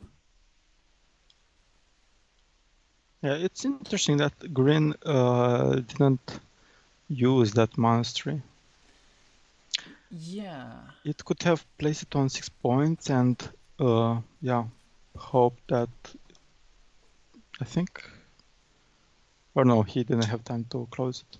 Yeah, indeed. But 6 points toward the end is a quite good amount of points. So it is quite a good amount of points. yeah, let's see if he manages to score at least 6 points with the remaining tiles. Well, now what we get, because interestingly, there are several win conditions. So, what red might hope for is on his penultimate move, gets one of his city tiles and just tie this field on the left. Maybe there are some options like this. Another thing, he could just connect these bits over here and gain 5 points, possibly meeple the road, given that there are 2 quick point tiles remaining. So that's something like what you need to plan a lot, and that's one of the things why tile counting is so important toward the end in those close games. Of course, you want to spend every meeple, but you also don't want to spend your meeples too early. Like, you want to maximize so that you can spend. If you have 2 meeples, you want to spend one on your penultimate move and one on your last move. Yeah, that's the ideal situation. However, in this position, Yeah, and I want to say that by closing that city cap, red secured the field in the left area, you know, because now they cannot be merged, and red could easily get 3 more points by pressing a road. Yeah, that's true. And then you could even consider meepling that road, given that there are still 2 quick point tiles remaining. So there's this crossroads over here, which you can use without spending a meeple. And there's this turn over here that you can use here for scoring 3 points without turning a meeple. And interestingly, there is also an alternative win condition. For example, if you merge your fields and you get a triangle, you could place a triangle over here, hoping for the remaining curve, and using the curve to connect to this field over here, which would turn into a 12-point field, which you could win outright. So let's see what Rez does over here. Is there going to be a meeple? And I would put it yeah. because And there we go. There is a meeple yeah, over there. And I think because these are the 2 points that will have won Red the game. yeah, because he started, right? Yeah. Yeah. Because yeah, it's sometimes you when you calculate like in the second last tile, you put a meeple and the last meeple on the last tile. Sometimes with the second last tile, you score easy points, like 2 points or 3 points, and then you will have one more meeple left, you know. So this is why it's a good move to place a meeple, especially if you know the remaining tiles and you know that you can score 2 or 3 easy points and still keep one meeple for the last tile. Yeah, that makes perfect sense. And as we see now, kind of, so Green didn't use that monastery. Now Green doesn't have much to do. I guess Green could take a 4-point city, or I know try to win this farm outright. Yeah, I think putting on that monastery on 6 points and not allowing red to take 3 more points. Okay, so just placing in that gap in the between the fields. Over I here, think yeah? Or here? so. No, connecting the red and the green field. Oh, got it. Yeah, correcting, like Uh, connecting. I don't think I get this actually. um, okay. We have in the bottom like 3 spaces with 2 and one with Mm-hmm. 0. Yeah. In that gap with 0. So right next to the red farmer. Ah, It, got it. Yeah. it would have been, yeah, 6 points and at least one more. And the entire field was green, would have been green. And I think it would have secured the victory for green. Probably, yeah. But I think it could be like something psychological. I assume Green didn't want to do that because, oh, I have only one meeple left. I might need it for something else. Is that kind of thing? What do you think? Yeah, perhaps. Yeah, but you have to take your time to count. You have to think how to maximize your score. And if you draw a 6 points monastery and you don't have, let's say, the remaining tiles would not bring you more points, then the best choice is to put the last meeple on the monastery, even if there are still tiles remaining, because this would maximize your points. Yeah. Alrighty, and Red did get one of the curves. One of the quick point tiles, in this case, the curve. Yeah. So that was that was a kind of the coin flip that gave him the victory. Because in order to win, I think Red it was the perfect tile right now, pretty much, yeah. because he needed 3 points, right? Well, no, at 2 points would 3, have been enough. but he started. No, but so he won by 2 points, and now he scored 3. He will be at +2 in the end. But then this tile would have also been sufficient because it would have allowed him to score 2 points and to be what and to be 1 point ahead. Okay, yeah, got it. So yeah, one tile which allows his points and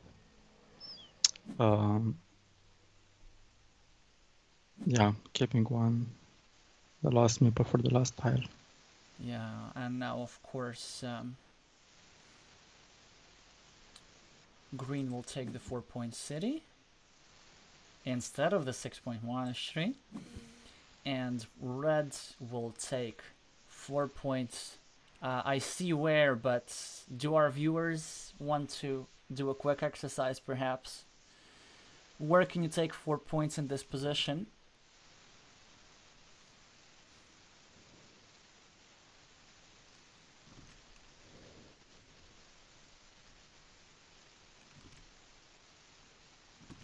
Alright, let's just show it. I assume it's going to be next to the monastery. And dropping a field meeple. Interesting how my prediction was wrong. I thought this would have been connected. So I guess Krish wasn't entirely truthful. Like technically it's not a 27-point field. These are two fields that make together 1, 2, 3, 4, 5, 6, 7, 8, 20, 24 points. But I guess still red found a win condition that did not involve fighting for this field. Yeah. Because the roads alone just equalize the fields, almost. Let's say, not only the roads, but yeah, the roads plus the ruin. So yeah, you don't need to take the biggest farm every time. You just need to score more points. And there are a lot of options you have if you have more meeples left. Okay, so in a few minutes the other encounter will start, right? Oh, that was quick. Oh yeah.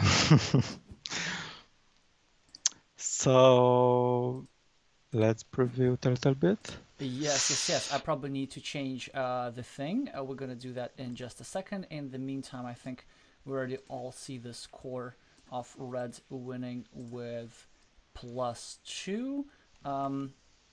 So yeah. Is there anybody joining just for the UK game that needs updating on the group situation? I'm gonna do it anyway. By the way, we're well over 100 viewers for today, which is great. I assume you, Marian, as my special guest, have a lot to do with that. Although I kept you secret, I didn't advertise. Maybe I would have had more viewers had everybody known. So after that, I'm gonna put you in the video title for sure. Thank you. Yeah. Yeah, cheers lineups. We're just gonna replace this with this. Well, that's unfortunate that Theos has a very long name. But we'll get to the lineups in a second. So, just a reminder to everybody, we'll show you the group situation, but in order to advance, the United Kingdom needs a win and a win only. Brazil can only hope to improve their championship standings and to leapfrog Latvia for the 5th spot in the group. So probably the UK will be a little bit more motivated. However, Brazil put their top players, for example, they put Melvin Kvarajma, who was not playing in many of these games. Okay, I'm afraid there's not much. Oh, actually, there's something that I can do. Maybe I can make this slightly bigger.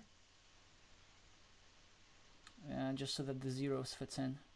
Oh, but then it's too big. I'm just gonna maybe add... I should have edited it to make it just Theos. Well, anyway, I hope it's not too ugly.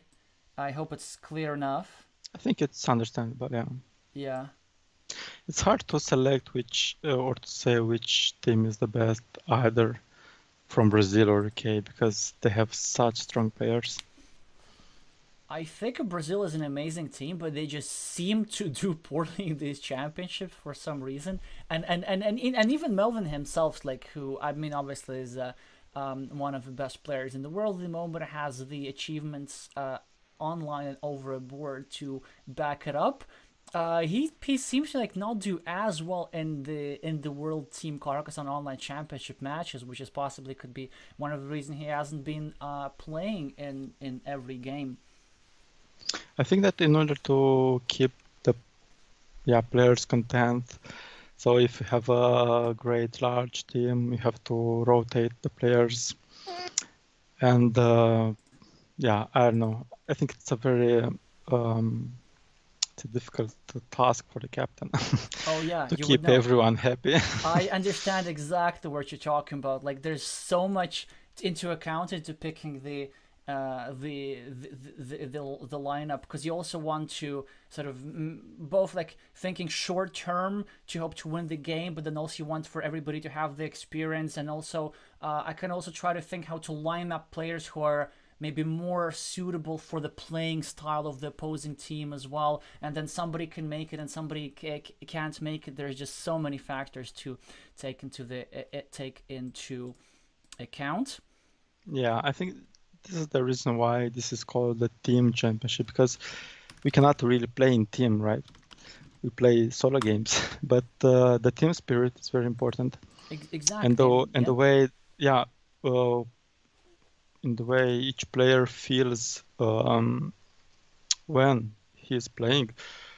If let's say a player is feeling pressure, or from, I don't know, inner pressure or external pressure from other players, his game will suffer.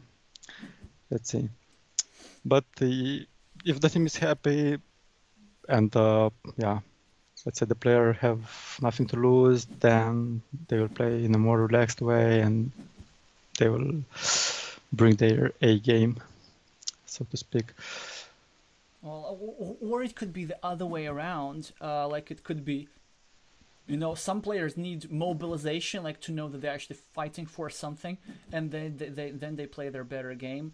It also depends on the individual psychology as well. Also, I hope you might have kind of like inadvertently picked the first duel while you were making the point, but I think really there are two main matchups that we have to watch out for today. One is Umberto Fukuda against Nick Basti with the screen name Ever Ever Ever, which we're watching right now. And at some point, I think we should definitely see Melvin Quaresma against Chris Wallace with the screen name Wallace Prime. Yeah.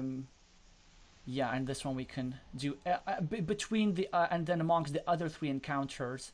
Is there anything that you'd like to see, Marian? I agree with you, so we can start watching this match and then switch to Melvin. I also think that the second encounter between Teus and Ulu Cake Yeah, that's from Ishan UK, Malhotra, one of the UK masters. yes, it's an interesting one to watch, I think. But let's keep it on display, because both players, as you can see, has over 600 elo, so we'll have some good games. Exactly, lots of, yeah, exactly. We'll see a meeple over here. If Fukuda wins this coin flip, he kind of probably wins the game. Although it could be a little bit early to tell. Lots of holes, lots of small pieces of road. Look, it's going to be a tight position. I guess we're gonna have to go through the rest of the lineup a little bit later, just because this position is too interesting. But we'll give every player of every team a bit of attention, if not on screen, then at least by verbal acknowledgments. Now, green is looking to start a new city somewhere, probably. Although green has some problems, like this meeple here is feeling very lonely, very much hoping for a tube-shaped extender so that he could merge with a red meeple over here. There are still some outs. This is something I did not expect, and to be honest, I do not like this move at all. You're kind of giving your opponent points, but because there's still two tiles remaining that fit here, I think it's much better to start your own city. Now you also kind of Yeah, have to follow through. I guess you finish this. finish the block, but then you've spent 2 valuable city caps, and you've also made your own city vulnerable. So, Marian, do you actually ever do you see a reason for this move? Like, do you block your opponents with city caps often? Not really. If I so you have to choose between using the tiles for you or against your opponent. And in this situation, I would use it for me because this is not a permanent block. There are still tiles remaining to close that monastery, and in this early stage of the game, you need to score points. So you need to start cities and to try to close them.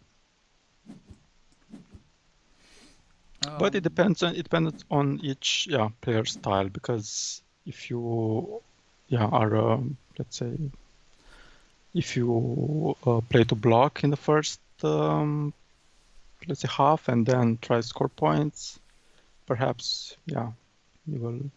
I like how you're being very diplomatic and generous. So, to a certain extent, there is such a thing as style, but then there are things that work mathematically, and there are things that just don't.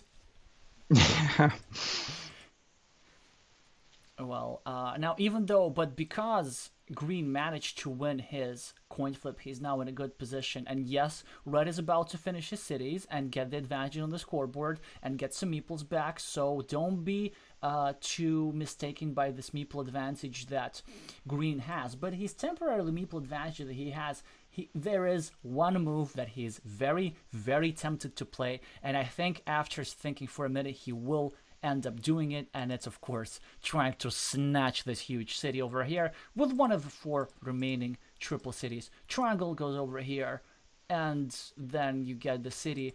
Then also there's this 4-point road with which you can score 5 points at some point. So many things to consider here, and he does it. Yeah. Would you do it? Yes, because it's also a defensive move. Because there is one more splitting tile left. So if Red would have drawn it, then he would have closed his city and perhaps block the next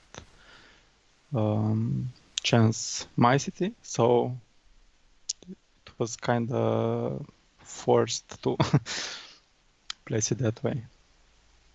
But again, if you take a look on the overall score, okay, Green has an advantage, but Red has a monastery and a very promising city. And then it would mean that Green has to take some risks and to attack important features. Yeah. I see now a field, central field, which kind of looks promising. Although in the upper area it's let's say closable, but it has potential.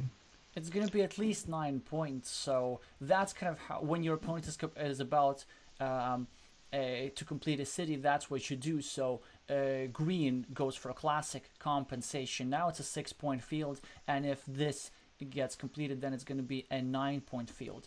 Now, Red is actually doing pretty well. So the only meeple that I don't like for Red is this road over here. That kind of looks very sad. This, a bit precarious, but probably going to end up coming back. Whereas Green actually is the one that's kind of in trouble, because this is not coming back unless you get a divider. This is definitely not coming back. And it's okay to have more than one blocked meeple, but then you want them to be of different types. Exactly. Yeah, exactly. It's like one blocked road meeple and one blocked city meeple, and then you just build one ruin for one meeple and one road to nowhere on another one. Yeah. So now, currently, Green has 4 meeples on cities. Yeah. And it would be difficult to choose. Okay, where to place a city tile. But yeah, you have to have diversity in your placed meeples. For example, Red now has a monastery, road, and city. And closable features. Yeah, green missed out on the monastery, and if you are red, you snatch the 7 points in a heartbeat. Yeah, and doesn't matter that it gets blocked, it's just so valuable. And now we're gonna get a problem over here. So green of course wants these 5 points over here, but then it makes this more vulnerable. On the other hand, green might think, you know what, probably I'm not getting any of these 2 tiles, so I might just as well take the 6 points over here. But instead he chooses to take 3 points and place a city cap in a field, which I quite like. And now red might even consider dropping a field meeple, although it could be a little bit early. So what this monastery did, it made me just a little bit early, a little bit easier to drop that meeple. I'm kind of a bit surprised by green over here with a few moves. Sort of, some of them were actually quite hasty, and they actually do not look like Nick's normal playing style. Because you see what this did. Now red managed to finish his monastery with extra value, and so this city cap kindly gifted to red by green. Well, luckily, green will get 6 points of compensation. I don't think it's worth to try and block this guy yet. I think 6 points are way more important, and there will still be plenty of blocking tiles remaining. Yeah, exactly. To add insult to injury, red gets the second one. However, you get the green gets this nice control for the field, and but however, red has the meeple advantage and now already the advantage on the scoreboard, and he might actually want to start fighting for this field. On the other hand, green may have some tricks up of sleeve. For example, a move that I like is adding the triangle over here and creating a threat of getting a divider and finishing this nice 14-point city. Well, of course, it's just 7 points, but it will become 16 points with a divider, and exactly so. Maybe Nick is secretly watching the stream, and it forces green to devote some attention. Of course, it's a quite a convenient tile. Yeah.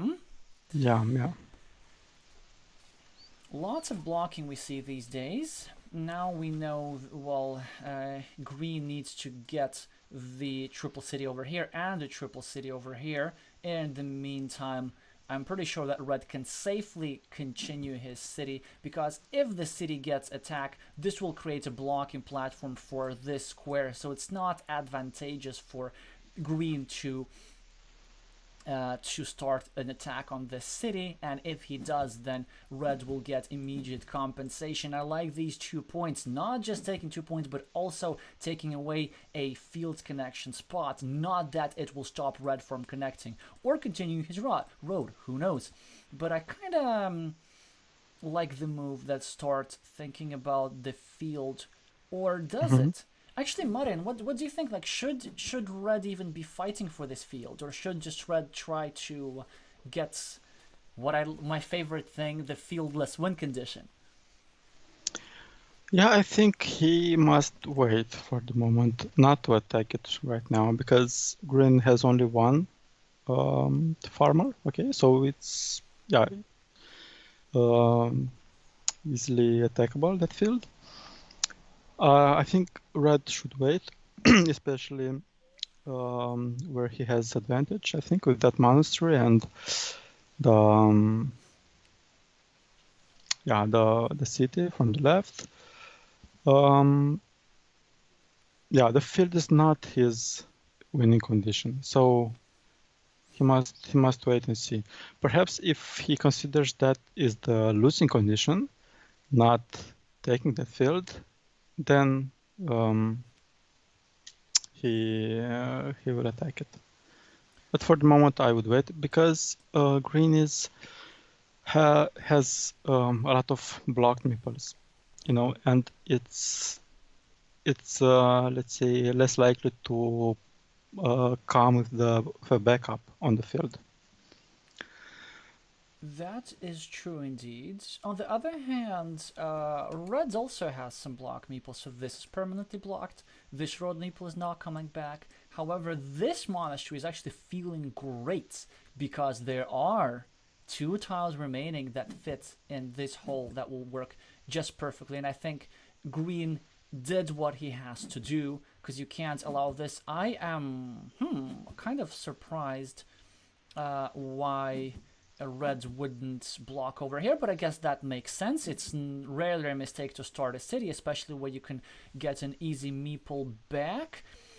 Now Green can start thinking, is it worth blocking this meeple or not? Probably not, because I think there are some tiles remaining to finish it. There is at least one city cap with a crossroads, so placing a straight, like a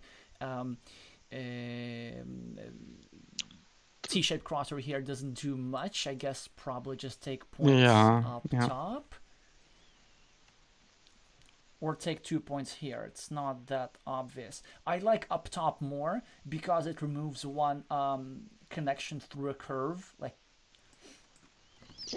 I think I would go for the block right now.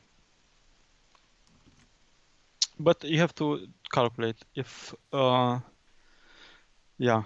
you need to score points or to try to avoid your opponent scoring points.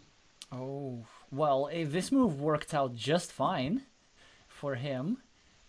And also, Nick managed to win the coin flip as well.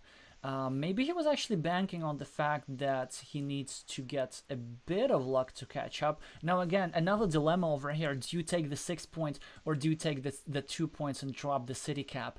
And probably since Green's this still has the 75% for the connection, it's almost a blockable. No, he does not have the patience though. However, he may be banking on the fact that there are a few blocking tiles remaining. Exactly. Again, do you take the 7-point monastery with your last meeple? Probably not. Or do you just place it over here and try to attack this city? Or do you eliminate a field connection? Still, many things to do with that monastery tile. Chooses to go over here. And also potentially add one more city to his field. Now I assume there will be some form of defense over here on the right, or maybe sharing of the city on the left. It's not obvious. Yeah, the problem was that you need 2 steps to block, and you have to calculate the chances. But it's strange that Red preferred to close that city instead of closing the monastery with that tile. Well, maybe if he figured he'd just get more points. Yes, but at the same time, it's hard decision, let's say. I think I would prefer to close that monastery because this was the only tile. The only tile that there. Here, that makes perfect sense. So the only thing that I wasn't like a huge fan of, now we see, Red is going to the field. The only thing I'm really not a fan of is the time it takes Red to take these decisions. Like, I know Brazilians are typically like, they proudly don't use the tile counter, but when you play this fast, like, either you just count incredibly fast in your head or you just don't count at all. I think you count on your opponent's time because as you see, the green player took his time to consider, and it's easy to. So for Red, he thinks, okay, what would Green do with this tile? Okay, in this case, I would place it there, and that's why I think he plays so fast. Exactly, and then it kind of continues in sort of to turn into a feedback loop because then your opponent starts. So once you manage to think in your opponent's time, and that's I guess what Red is doing, then your opponent is forced to think again longer and longer because he cannot think during your time. and Exactly. red just keeps banking on that time, on that time, on that time. And even though there's only 6 tiles remaining and 7.5 minutes is plenty of time to figure everything out, it is not impossible that green might get into time trouble until the end. So interesting result over here. Oh, yeah, so just in time, green managed to block the field connection, and he also managed to win the coin flip for the city splitter, which would have given red a meeple back and a bit of a points advantage. Now, I But was surprised that red did not block this city connection over here because it's still live. Instead, red just went for adding one more point to his city, which is not going to get finished. I wonder, yeah, maybe red just calculated that it will be enough for him to win if he just gets this 1 point and allows his opponent to win the coin flip for the remaining triple city. yeah, there, yeah. Towards the end, there are, let's say, not so easy decisions to make. So let's see if, for example, there's a chance that green prefers to close those cities in the left and put a meeple on the field. Mm-hmm. So it would be +2, right? Yeah. And Oh, +2 and then +3, right? If you put the meeple on the field. so red city would be 8 points and green city 4, and you place +6. So 8 minus 4 plus 6 would be +2, but then red would have the last tile, and you don't want to give the meeple back, you know? Mm-hmm. So, but let's count a little bit the point situation. So wait, are you actually? So do you think that green is considering closing off these two cities? I think so. Oh, but I think there's a much better move for green. I think you can add one more point to your city and then hope for the city cap so that you can add in your field. Or maybe he just wanted to secure there are no possible field connections. Looks like it's gonna be massively close though. Okay, so green has a 33% chance of getting this triple city. What else is remaining? Do you have it in your head, Marian, already? Oh, not really, no. So,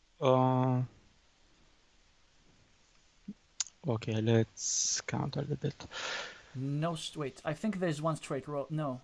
Yeah, one straight road. 1, 2, 3, 4, 5, 6, 7. There's one straight road remaining somewhere. Which should be an argument for me playing this. There are no curves. I think there are no city caps. Or are there? No city caps. Yeah. Yeah, I think so. So there's straight line, there's the stuff that fits over here, and something else. What's the mysterious something else? By the way, I think a crossroad. A crossroads, a T, yeah? Yeah, a simple crossroad. Oh, okay. So then, I guess there's not much that Nick can do over here. I guess just have this 4-point road to himself. Okay, so he loses yet another coin flip. But it seems to me that maybe this was a bit extra. Maybe he's missing out on 1 point. Maybe he just had to take this road. And that's pretty much it. Because that's what he's getting, right? He's getting a road tile. Yeah, but I think red doesn't need to enter that big field. So if I'm not mistaken, he is at almost 10 points ahead, red, I think. And yeah, there's no tile which brings you 10 points right now, so... Yeah. Well, I think green could have made it 2 points closer. Okay, 12 points, so could have made -10. Yeah, so I think it all really came down to a 33% chance at the end for green getting this, and I think this actually would have done it. It's like if you score here, wait. So had he had more, wait, 1, 2, 3, 4, 5, 6, 7, 8, 9. Nah, I think it would have been still like a couple of points for reds. Yeah, so red, interesting this move over here, realizing that green just cannot catch up over here. And this move, the field connection, was just a distraction. Yeah, I think it's just to discourage or to put pressure on green. Actually, that was quite brilliant because the green was not able to equalize over here and Yeah, gain because the 2 points. Mhm. It's and just also green lost at least one tile to block the field connection. yeah. So yeah, it was actually a very interesting game. I like how red held on to that advantage. Unfortunately, a bit too fast to follow the action properly. But you know, whatever works for the victory. So it looks like Brazil ahead in this one. How are the other matches doing? I saw that Melvin lost his first game. Predictably. There was also lost, and we have I think 2 remaining games. So maybe we should watch the game between Melvin and Yes. And the UK champion, the most recent UK champion, Chris Wallace. By the way, interestingly, so we should maybe talk about the other two tables a little bit. But okay, Melvin, you lost the first game. Now play slower. Give us time to commentate. It just started. Well, you see Melvin in good shape, rating-wise above 700, and now also getting the better start, getting the 4 points. Now, okay, at least I hope the greedy kind of style that I like, grabbing a lot of stuff. We'll see how this goes. In the meantime, the other players in the UK, they're also Carcassonne brothers, just like in Romania, just like in Latvia, just like in Chile, just like in Catalonia. And these are Matt Tucker with the screen name StatMatt on table number 4, who's also one of the organizers of the Mind Sports Olympiad. So let's see if he can bring some experience from here. And Chris Tucker, the 4th place finisher on this year's UK Championships with the screen name Fanatical Lime. Yeah, and we see a very early field meeples. For a field that could be quite constricted, but what do you think about this, Marian? Like, would you drop the same field meeple as Black did over here? Well, honestly, no, not right now, because for me it doesn't look that promising, this field, especially if I want to block the city from the left. So yeah, I would say that this field would have at most 9 points, but let's see how Black manages to expand it. Because if Black gets a monastery with a road, then that will solve all Black's problems. problems. Oh yeah, that would be the perfect time. I'm thinking this. There was an interesting move. Now Black chose to block, start a blocking attack on 2 Yellow's meeples, and it forced Yellow into a position that's not as advantageous. Because normally, when you place 2 monasteries together, you want to have them not diagonally like this. You want to have them vertically on top of each other. But now, it wasn't possible for Yellow to place a monastery like this, one side to the left, simply because this square would have been subject to an immediate attack. So actually, these 2 monasteries will be now harder to build up, because Yellow will be forced to first of all wait for this tile and only then continue the monastery over here, which is why if I were Black, I wouldn't even go blocking. I would just let Yellow untangle by myself. Because the thing is, like, if you take a straight line and if you block over here, then immediately yellow has a defense and possibly passive defense in this square over here. So even though yellow has the points advantage, these squares could be quite difficult to untangle. However, yellow is quite fortunate into drawing that tile pretty early. And I would say that yellow has the advantage now already. For example, we also saw here that black finished his city rather than finishing his road and starting a new city, or at least dropping a field cap in his field, which I think was the preferable move. Well, now, of course, black will attack yellow city, because obviously what else he could do? Of course, taking his time as he should. Yeah, and the thing is with these diagonal monasteries, the only advantage is that you have only one shared space, and it's more difficult to block both of them. Yeah, But that's true. yeah, points are points. So I think yellow is in a really good position right now. Well, but black really equalized by getting his field straight. Oh yeah, yeah. So Just now with this case monastery tile. He drew it, and now the main field is black. So the field battle becomes suddenly important. All that is if black gets enough city splitters and, of course, has the judgments to place them in his own field and keep growing and drop a second field meeple and overfarm, which I really think is what he should do. But in the meantime, yellow is keeping this city alive somehow. And actually, the odds are still pretty good. So there are still 2 tiles that go over here, 3 tiles that go over here. Moreover, yellow, when if he gets the tile to complete this city over here, he will actually get to drop a farmer and then connect through completing his city. However, now.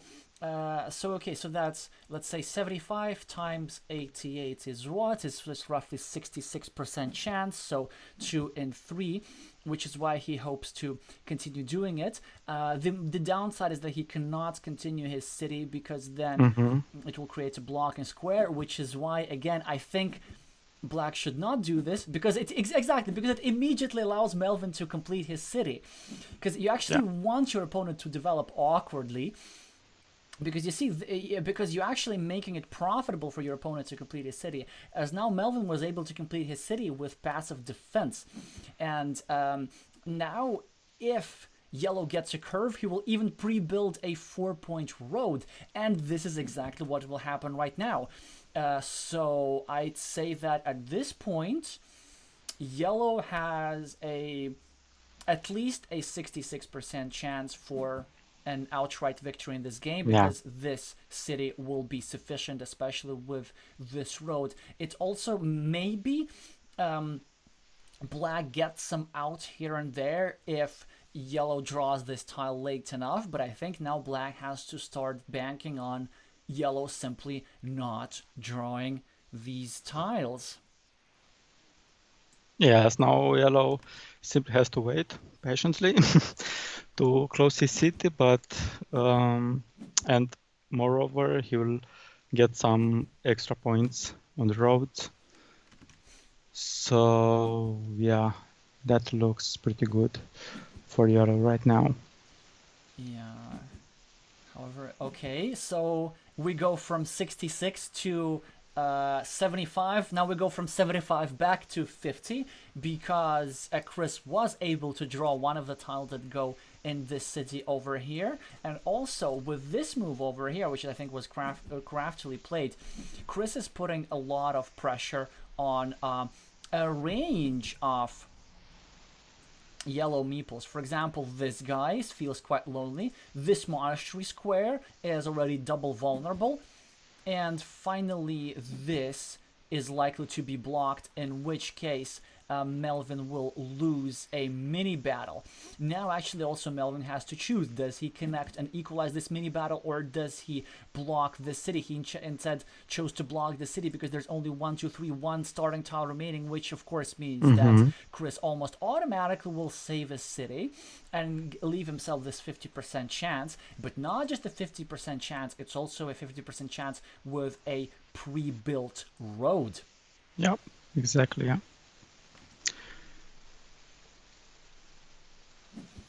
In the meantime, we're getting the messages that Gustavo Arruda won against Chris Tucker by a tie. It was 79-79, but Gustavo went second. So a small point for Brazil here.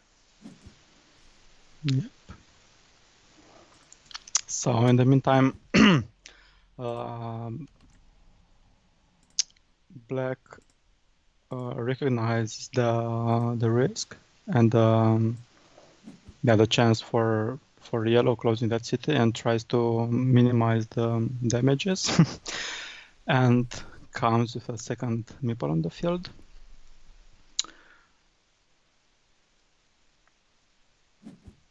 I think that tile will be decisive.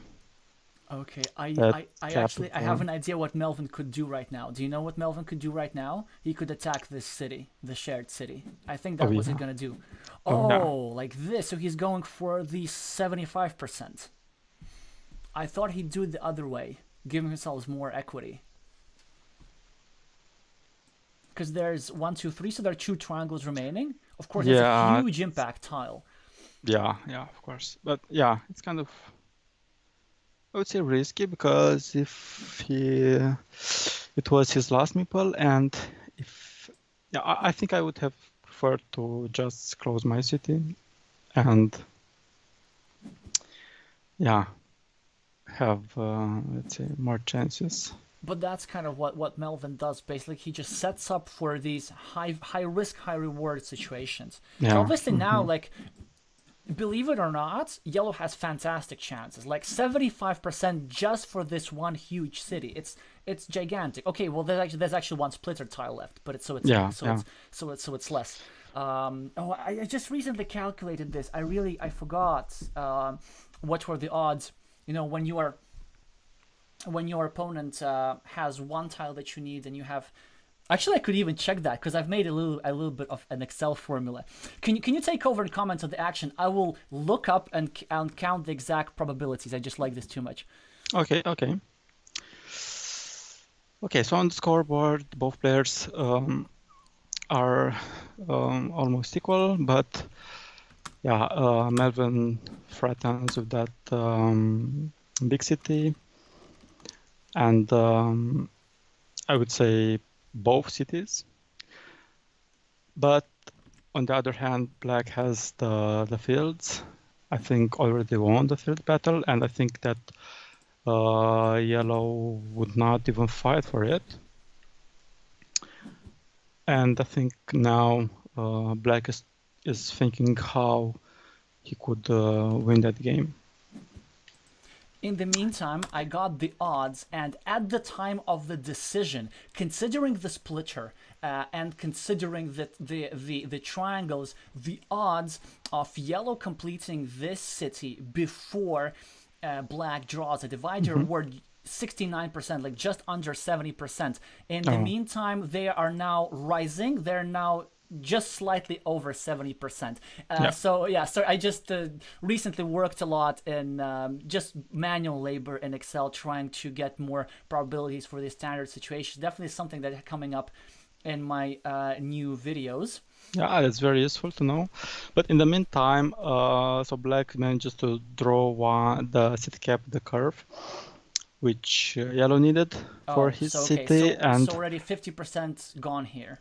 Yeah, but Yellow has still has a good chance because it has 2 monasteries, one city in the right, which can be easily closed.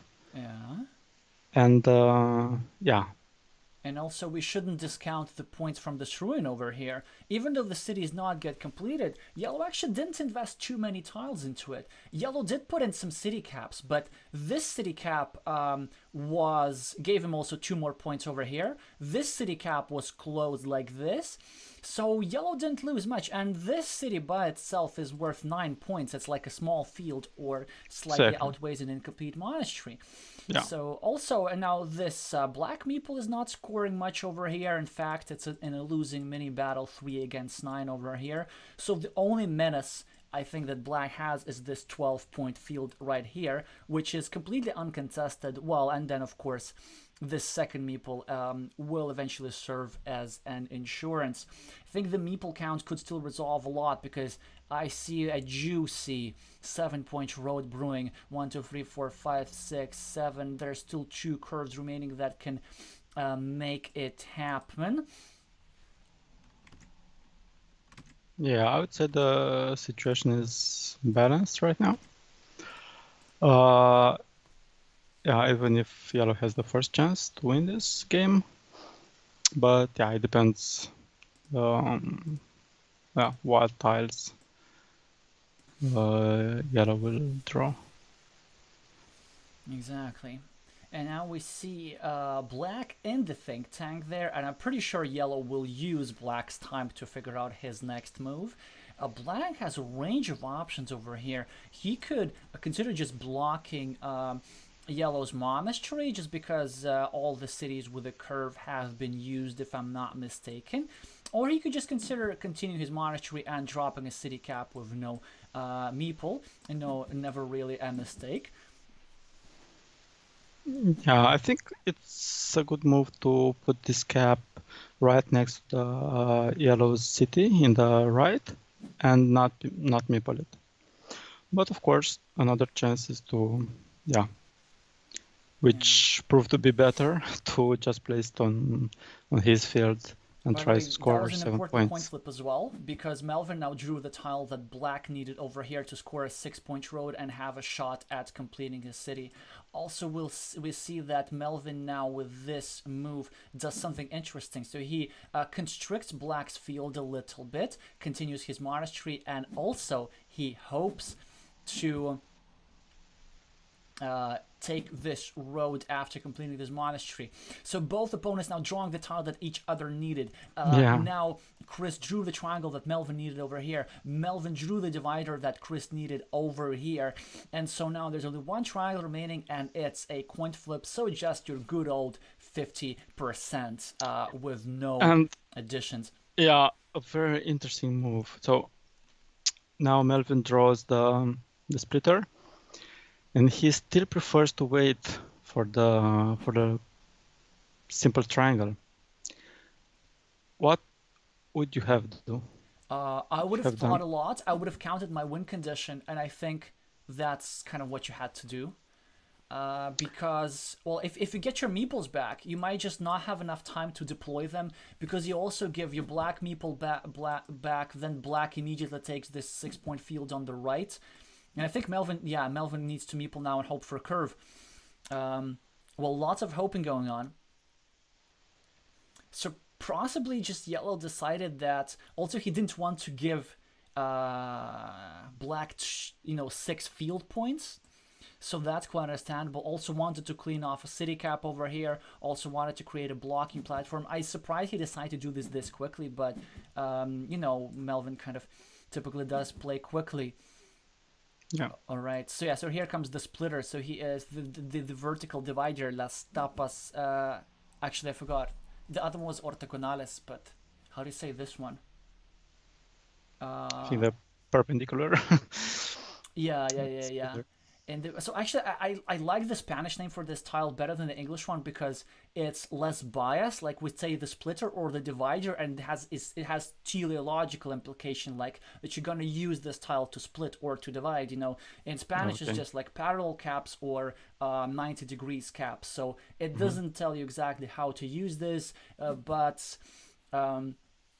Chris draws the 30% sure, so Melvin will not complete his city. However, will this huge road be enough? Actually, this huge road is almost as big as this city over here. However, this ruin over here will be quite lucrative for black. Melvin massively ahead on the scoreboard. I think it's going to be quite close, but it's very difficult to calculate, but probably yellow has it. What do you think, Marian, just intuitively, or do you have the points already figured out in your mind? No, but I think... Okay, so I think yellow will win by at most 5 civil points.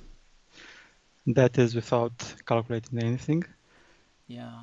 Just yeah, I see that with the field, black barely manages to equalize on the scoreboard, and yellow has that long road, as you said, and I think he could score his last tile 5 points. How'd you Oh get 5 points? no, I was mistaken. Sorry. Yeah, I know. I I know. think that Maybe you was thought about merging the fields, but it just yes, doesn't do. but Yeah, yeah, yeah. it was not a shared city. Yeah. So 3 points is the maximum. Yeah, and same goes for black over here. Well, I mean, Melvin did win the coin flip for this curve, so black did not manage to complete his city. Overall, actually, in terms of luck, I think the game was pretty balanced. There's just so many high variance things, but black got the coin flip. Well, yellow got the coin flip for black city. So Yeah, yeah. I think black has one more important coin flips. Yeah, that's true. Because yellow didn't get the 70% city, and yellow didn't get the 66% city. So Yeah. basically, two big cities that yellow didn't manage to complete. But yet this means very often in Carcassonne it seems that kind of luck doesn't go your way. But because black drew yellow's tiles, yellow was more likely to draw black's tiles, and yellow draw a bit of black tiles like this curve over here. Yeah, so I think really an amazing game, and at least this high variance move, it made it pretty spectacular. Yeah, indeed. And the thing I was wondering, I have to ask Melvin, like, did he know the exact probabilities or not?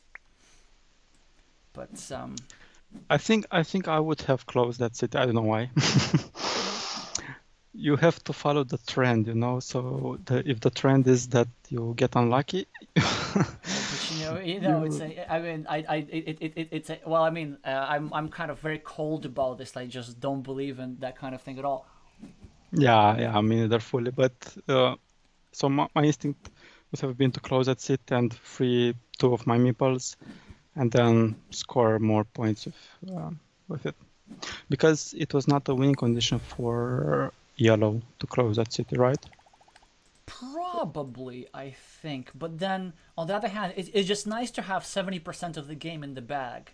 And then you just have Yeah. more further percentages. And at the time, this other city was still alive, and you're thinking, okay, there's this 70 there. Then, in case if I don't win, so if my opponents get the 30%, then at least I get the 50 there.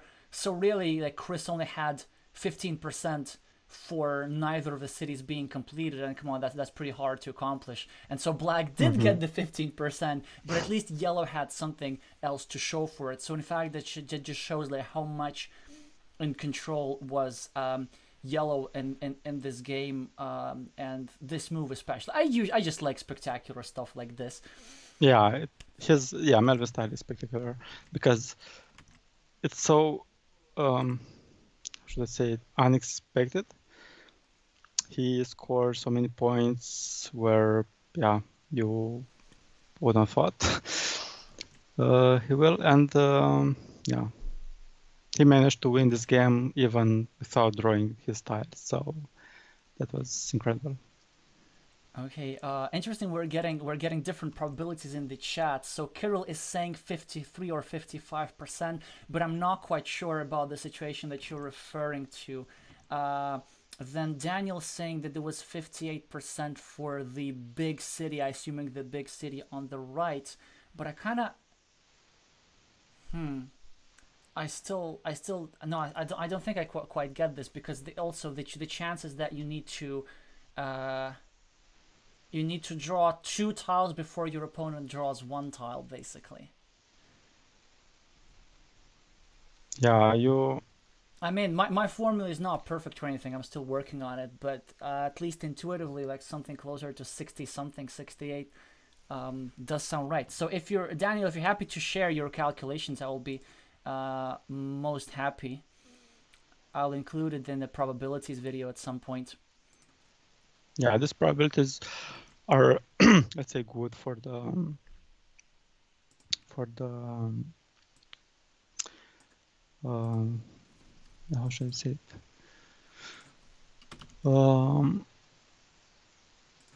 Statistics, let's say, but I usually don't like to think in terms of percentage, because the tile number keeps dropping, and the remaining tiles, I mean, and I think it doesn't help you so much during the game to know, let's say, the exact percentage, but it helps you to know that, okay, there are 2 or 3 tiles left, and I have, let's say, high chances to win. Yeah, so something like that to me it does help the exact percentages. To know the exact percentages in certain situations, because it's interesting to see how many different approaches there are. Like, very often the probabilities are not necessary. In fact, there's a famous saying by Takafumi Mochizuki saying that experience beats probability, and there's a lot of depth to that that we can discuss further. But in the meantime, we urgently need to pick our next battle to watch. So in the meantime, Matt won his game against Trompowski, so no big points yet so far. Shall we still watch Melvin and Chris, or do you suggest something else? Shall we watch some of the other duels? I would suggest watch Melvin and Chris, but in the meantime, I think UK got 1 big point in the second encounter. Oh yeah, so Ishan quickly, as usual. Quick to lose and quick to win. Well, speaking of quickly, we just talked for a little bit, right? And then these guys are already in the middle game. Exactly. With Melvin having a very good start, but Chris is waiting for a straight road to score some big points.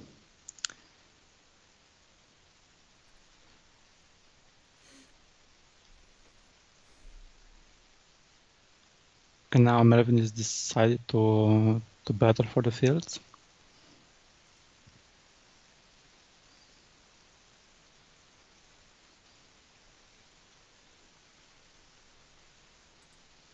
Yeah, just using the temporary meeple advantage, it's quite a good idea. It's an open field, and the thing is, like, when you're not sure whether to take the field, you gotta think how many fields there are, and it seems to be just the only field in the game. There's no good opportunity for a counter field.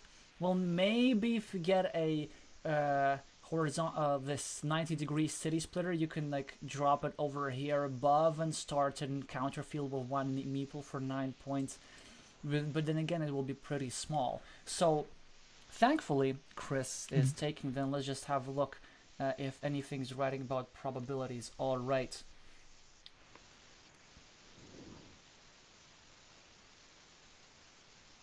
Oh, And in the meantime, Fukuda scored 1 big point for Brazil, so it's 1-1 for the moment.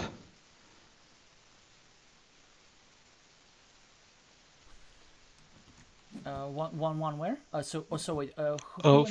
Fukuda won by 2-0. Mm-hmm.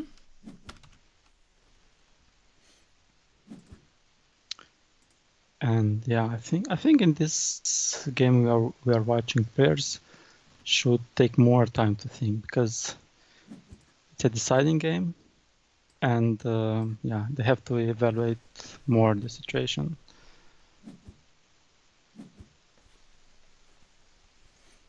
But also the thing is, it looks like kind of Melvin gets tiles with which he gets easier decisions. Yeah. But I don't know, with this city cap, I think he could have blocked this long road, and somebody else could have, but Melvin wouldn't do it. Like it's not a move he even considered, I'm pretty sure. And it turns out that he was right, scoring 6 points. Yeah, pretty and then he easily. got a different tile, a worse tile. Well, and oh, there we have it.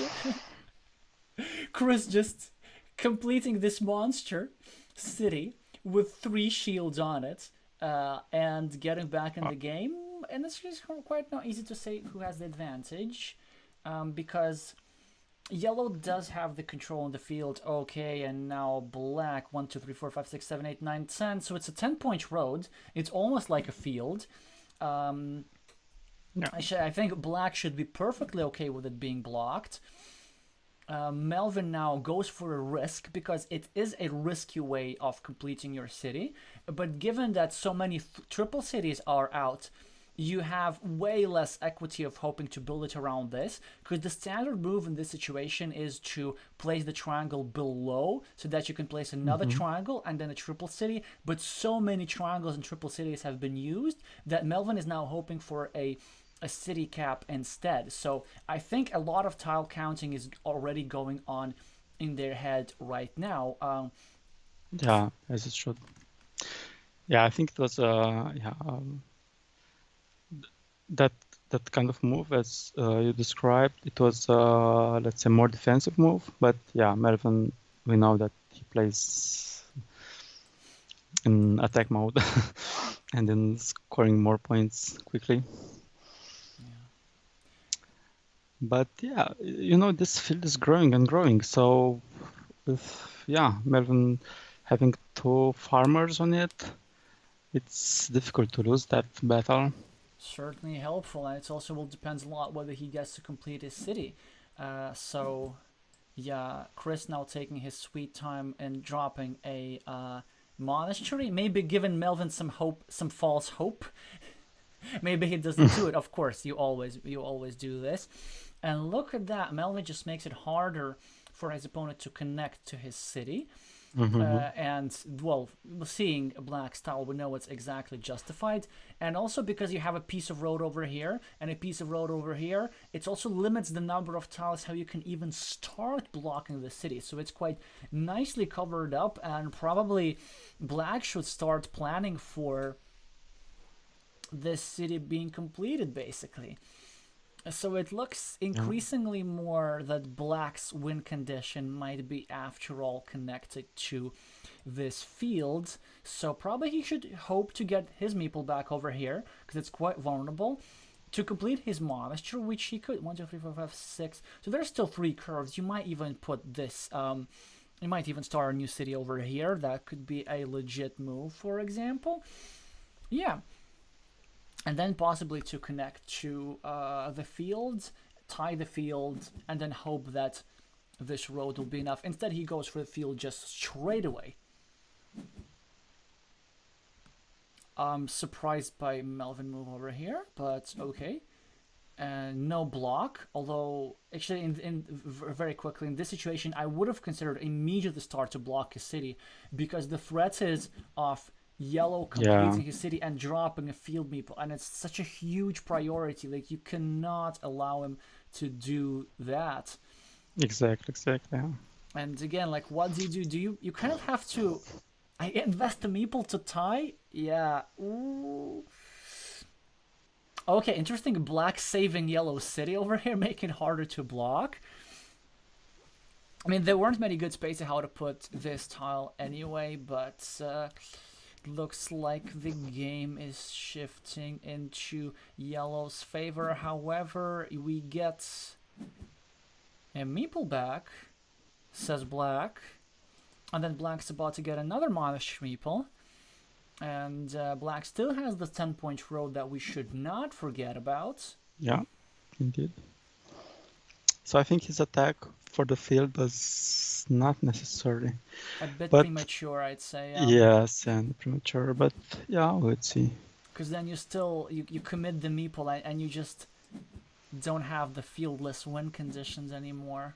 I mean, possibly there weren't any. I mean, there's still 3 curves, right? 1, 2, 3, 4, 5, 6. There are still 3 curves in one monastery with the roads, so you can still complete this stuff, and then you get to block. Now, after this block, already many things can happen.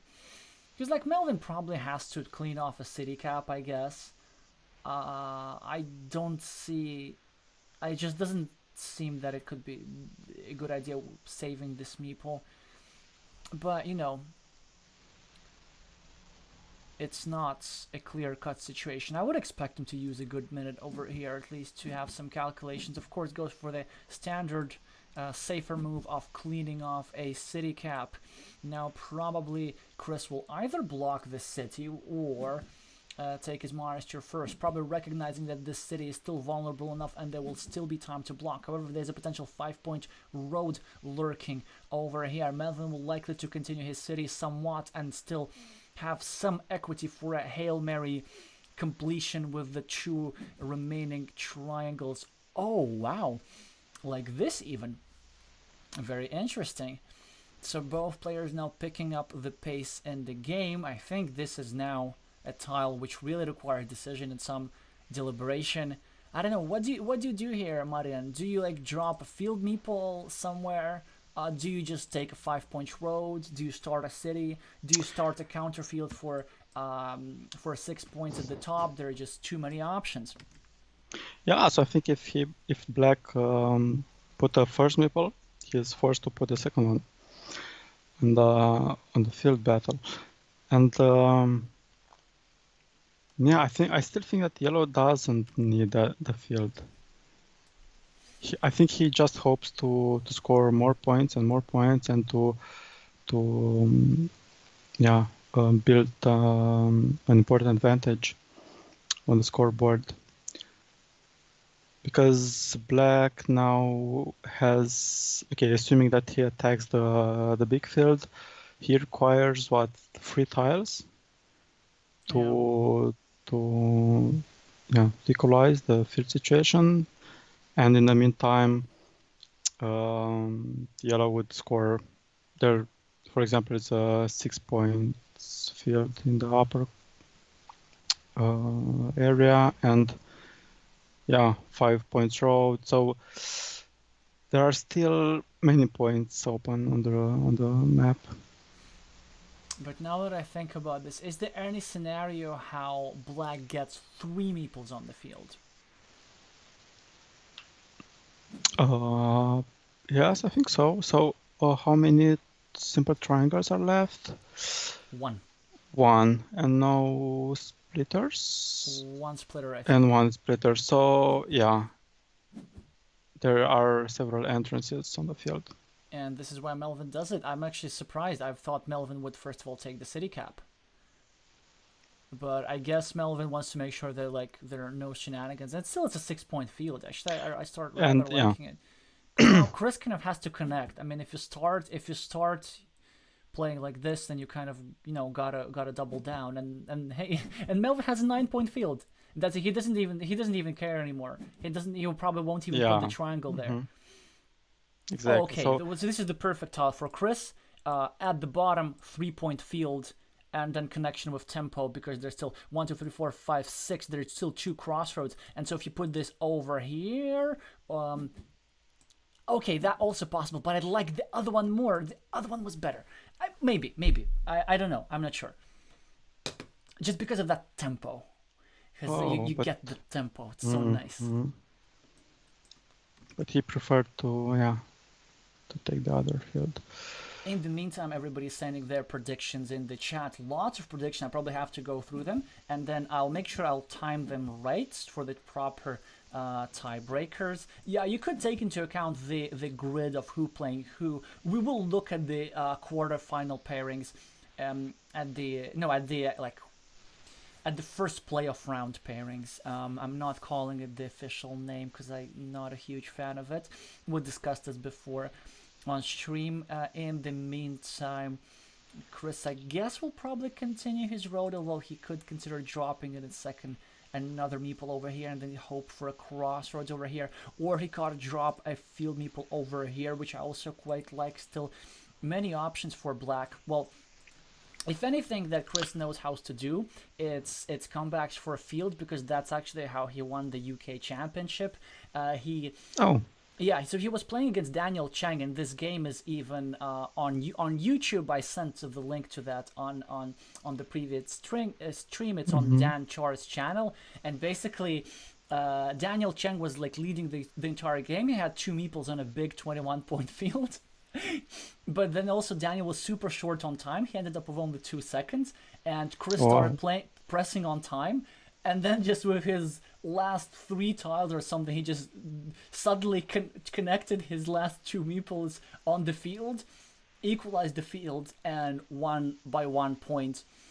Just using his time advantage and like a Wow. rapid comeback and then not going to be the first time if it happens in this game. However, yellow does look to be the favorable one, despite this 10-point road, despite this 9-point monastery completed by black, despite this nice 5-point road, which I quite like, and this huge monstrosity of a city that has been completed. Still, yellow is somehow ahead. And okay, maybe Chris is watching the stream. He goes for the kind of the field connection that Mm-hmm. um, that I suggested. That was one of my suggested moves. Still recognizing that there are some tiles to give him meeple back, either by completing his monasteries or by completing his roads.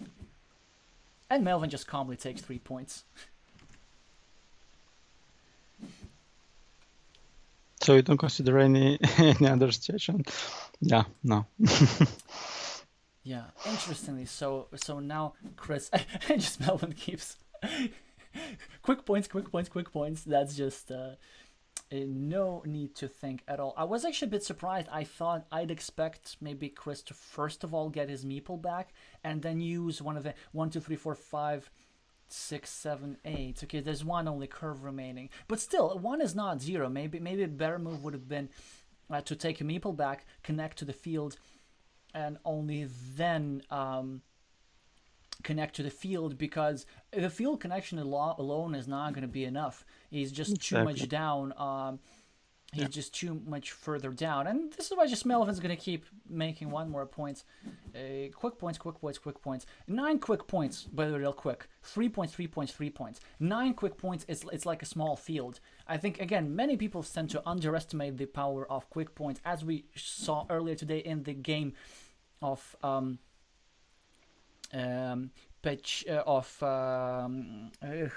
Ferrario against Andrei Mitrofanov. And now Melvin even taking advantage Yeah, even currently on winning the the field field. outright. Yeah, It's yeah, for the moment, I would say, oof. but still. So it was, yeah, pretty much how I was expecting that yellow, let's say, doesn't care so much for the field, but tries to score more and more points. And we have another 4 points, and then we'll have at least 6 points on the field. So, yeah, this is a very good example of why you need to take the field once you recognize it to be the biggest one. In the meantime, we're getting some further updates. Gustavo Arruda is said to have won his duel against Chris Tucker with 2-0. So that's the second point for Brazil and the third point from Brazil. Yeah. So just Melvin, I think, will win the Yeah, match. So I for the guess UK is quite surprisingly missing out on the playoffs. yeah, and yeah, I think the Spanish players are very happy right now. Yeah, I'd expect so. Also, we see a lot of predictions, which is great. I'm going to keep track of them. In the meantime, by the way, we have record viewership. We have over 150 viewers, 21 at the moment. So, need to remind everybody who hasn't yet meepled the like button for the algorithm. That's apparently it is working. Overfarm the subscribe button, because that also helps for the algorithm a lot, and especially if you intend to view the stream one more time. Right, we're going to congratulate Team Brazil on what turned out to be a convincing victory, at least 3-1 now, and probably we'll have to have a look at Trompovsky Yeah, versus Matt Tucker to hope yeah, at we least to should see some watch interesting the. Carcassonne there.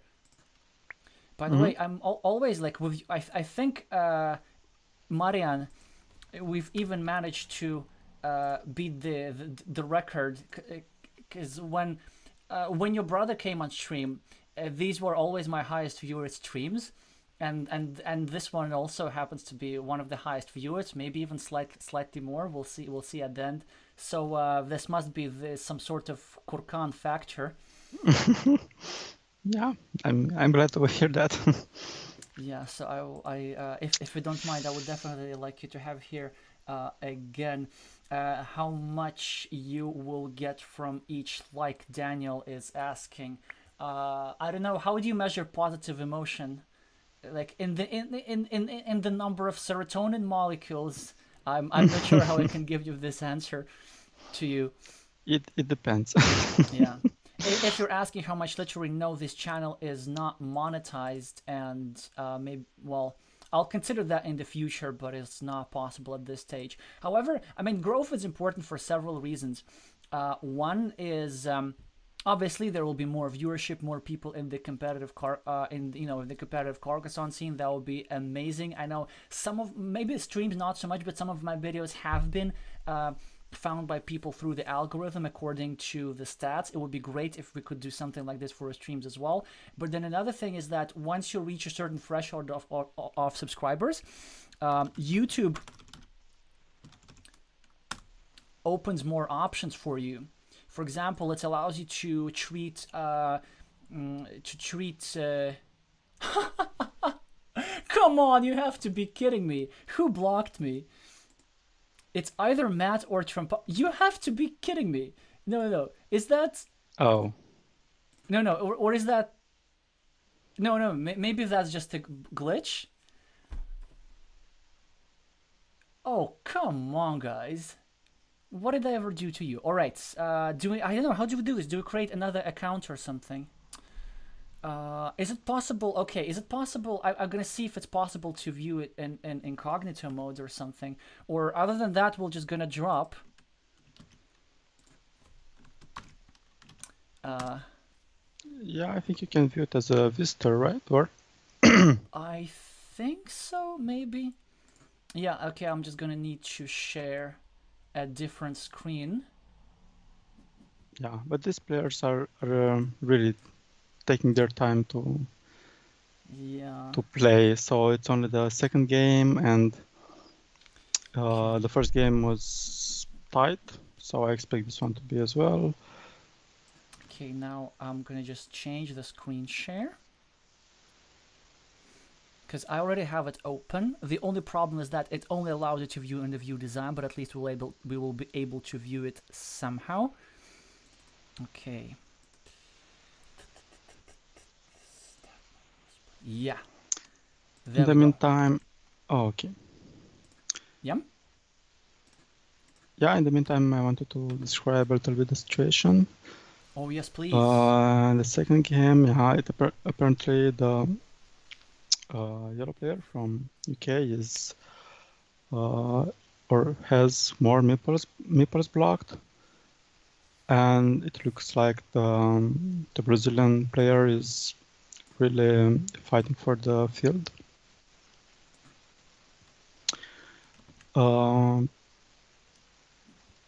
Yeah, but the situation is pretty tight right now. So they have a shared city, both monasteries. Yellow has a 9-point field, while blue has one, let's say, 15 points field and one 6 points field.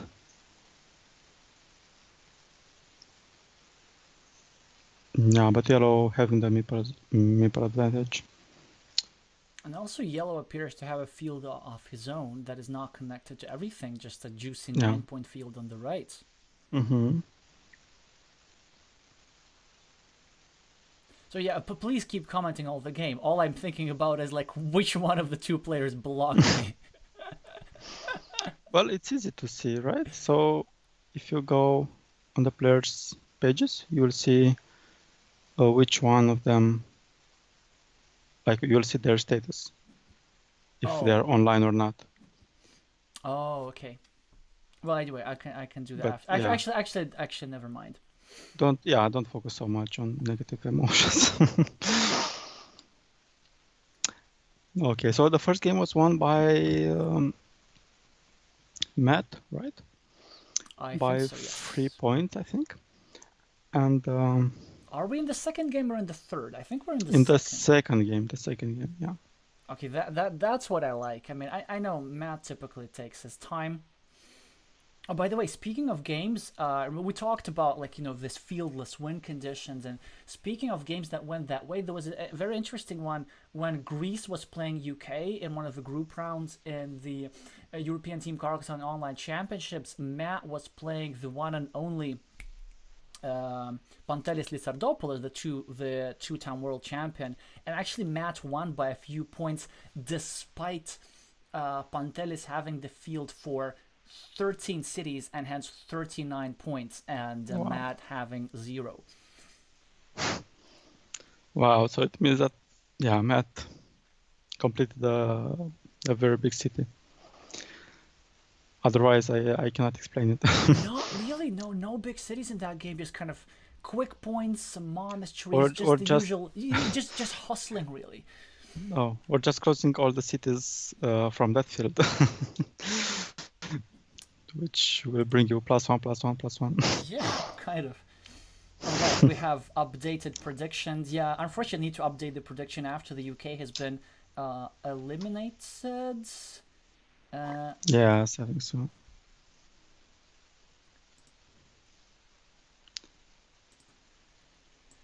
Alrighty, let's try to make sense of a bit more. I think the main downside of the incognito mode is that I can't change the tile, so we have to view the newest artwork. Maybe that will be more convenient for some of you, but the main issue that I take with the newest artwork is that the same tiles are not the same. Like this curve looks slightly different than this The curve, design is different, yeah.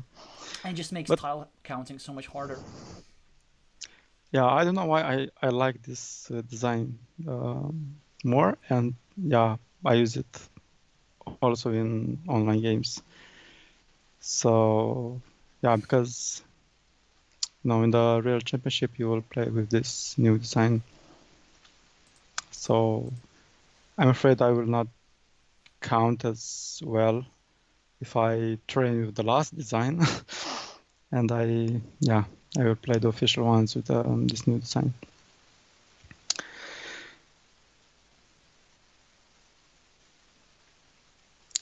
Actually, which design do you physically own? I assume you have a physical copy of Carcassonne, Marian. Oh yes, yeah, of course. I actually have both of them. But yeah, the first one.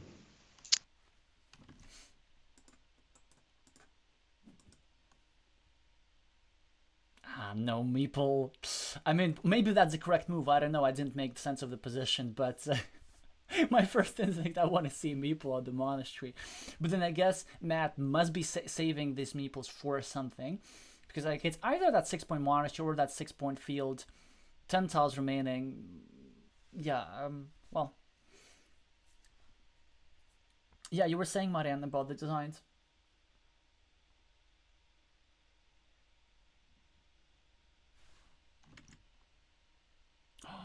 Oh, where's Marianne? Alright, we'll get him back. We'll get him back.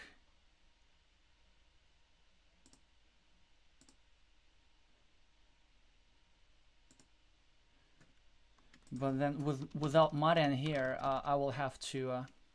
Oh, okay, maybe he just needs to leave for a couple of minutes. That is quite possible.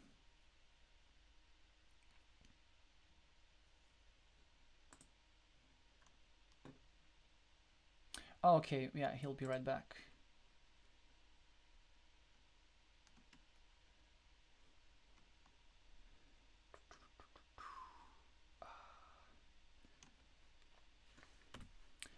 Yeah, I'll just turn you on. I'll just turn you on in a second. Yeah, hi again, Marian. Wait.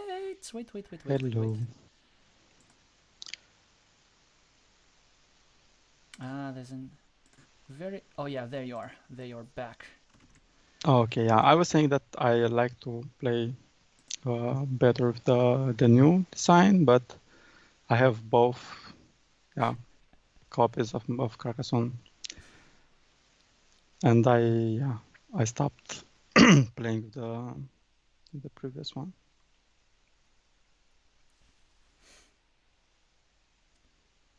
Yeah, everybody's pointing out the number of incognito viewers. So apparently, I was not the only person to have been blocked Yeah, yeah. by one of the players. I think I might actually see the reason. By the way, Ishan's joining over here. Congratulations on your quick win, and sorry about the team result. Though the prediction actually looks quite legit. I, to be honest, think it's really close to what's actually going to happen. Oh, the number of visitors. I don't know. Maybe it could be possible that maybe it's just somebody with a VPN. I don't have one though.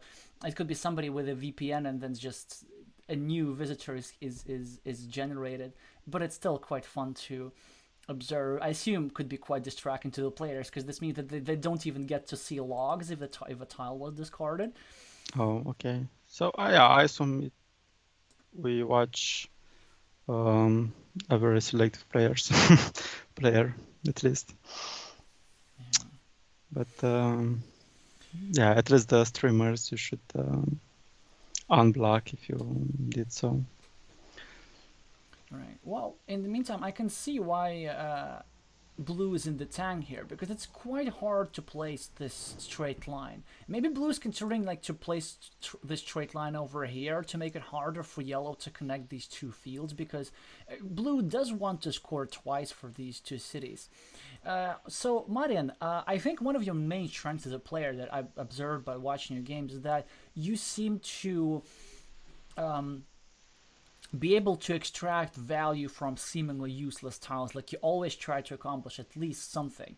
So with this straight line, do you have any interesting productive ideas for blue here? Yeah, I think I would think in this way. There's a 6-point field in the bottom right corner, which probably yellow would take. So I think I would take it. I would take it first, just to be plus 12 at plus 12, because there are only 10 tiles left, and for sure yellow has his plans to take that field. So I would try to take it, even if it is my last meeple.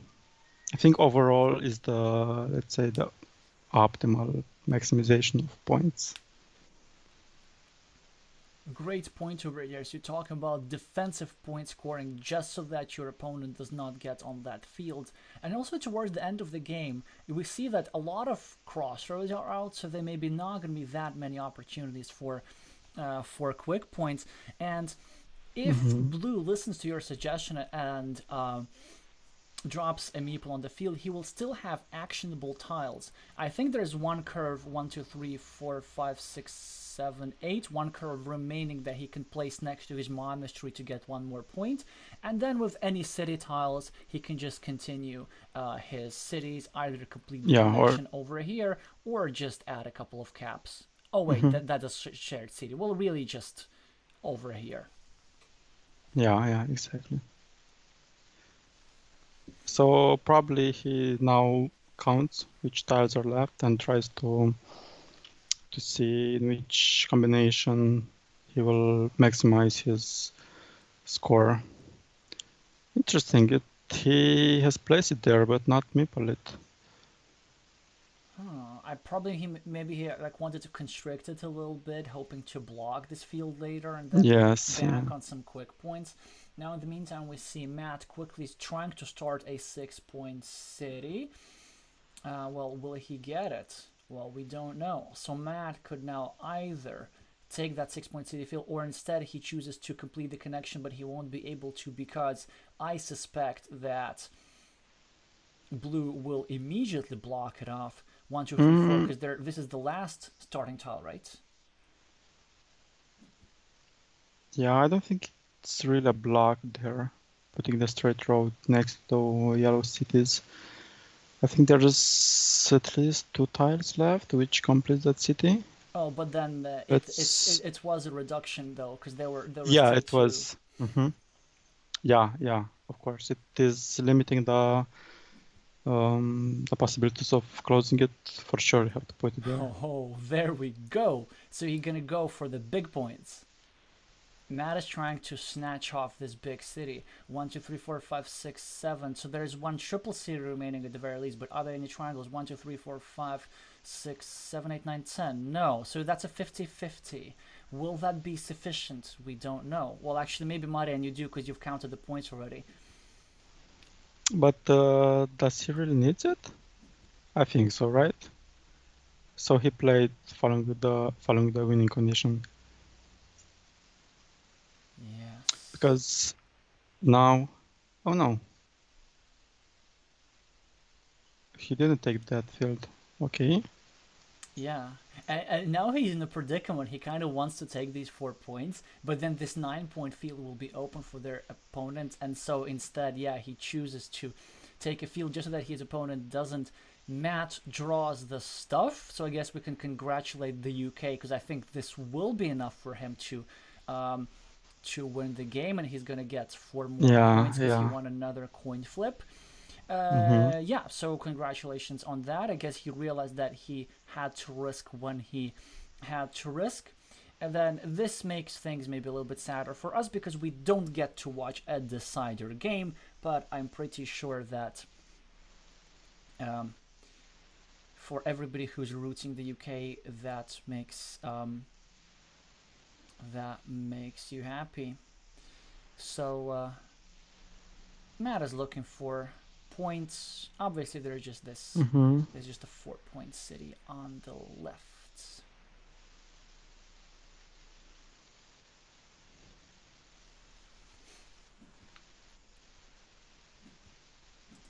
Oh, okay. So there's a more fancy way to take 4 points. Maybe I know that many players like to like to doctor their stats so that they have fewer meeples remaining on average. Yeah.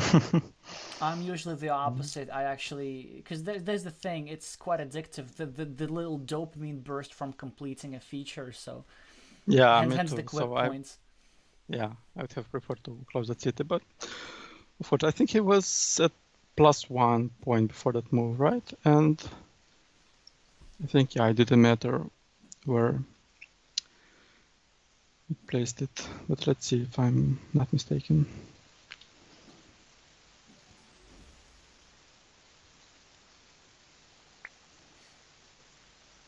Nice. I like Alan's prediction.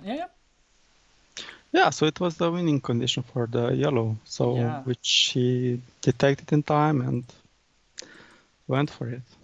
Well, that's certainly spectacular. Well, great match actually. 3-2 as we could have expected. Some high-level games there. Some high variance games in Melvin's games. Lots of big points and high risks. Lots of small ball blocked meeples over here grinding out for every point. Ended up being only +5. Definitely very enjoyable for me. Yeah, there were some really spectacular games. But I think the best is yet to come, right? So we now are in the eliminatory stage of the competition, and every game will count.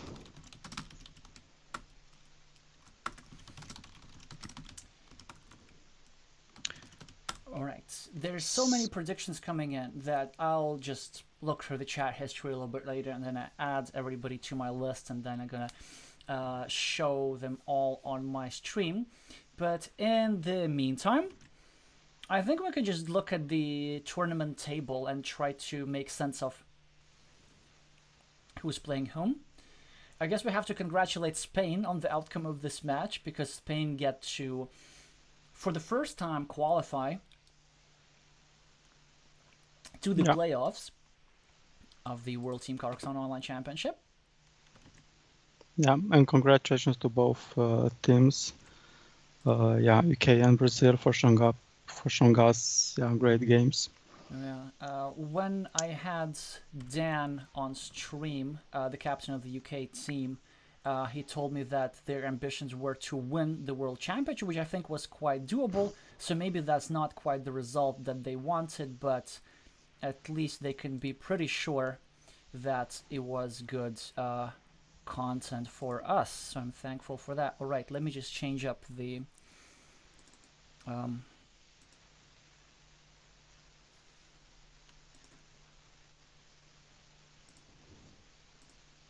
yeah, let's just get back to our usual screen. Oh, Yeah, yeah. So in Group B, the RCP is the winner, followed really? by Not China? no RCP because has won and has several victories with at least 4-1. Yeah, but wait, but I thought China had the better. I think China has only 17 games or duels won, while RCP has 20. But let's check. Let's double check it. Yeah. I'll look at the table real quick, and our viewers feel free to correct us, of course. In the meantime, I'm gonna put the score over here. Right, so these are the group standings before the match. Okay, so RCP has also 4 victories just to China. They won 3-2. So they are. Oh, they're at, then they are at +10, and China is at like +4. So you're correct. So it's actually RCP that will be waiting for a week for the opponent. Second place China, third place Spain. Yeah, thank you for being astute.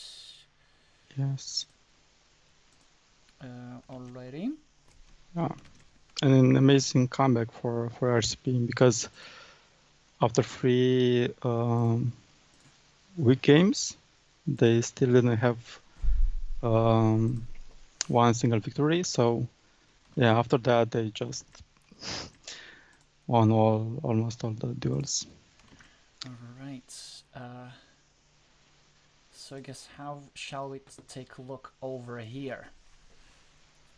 So who is playing home? Japan will be waiting for their opponents. Portugal, who had to basically had some tough competition to win their group, and Belgium, the group leaders.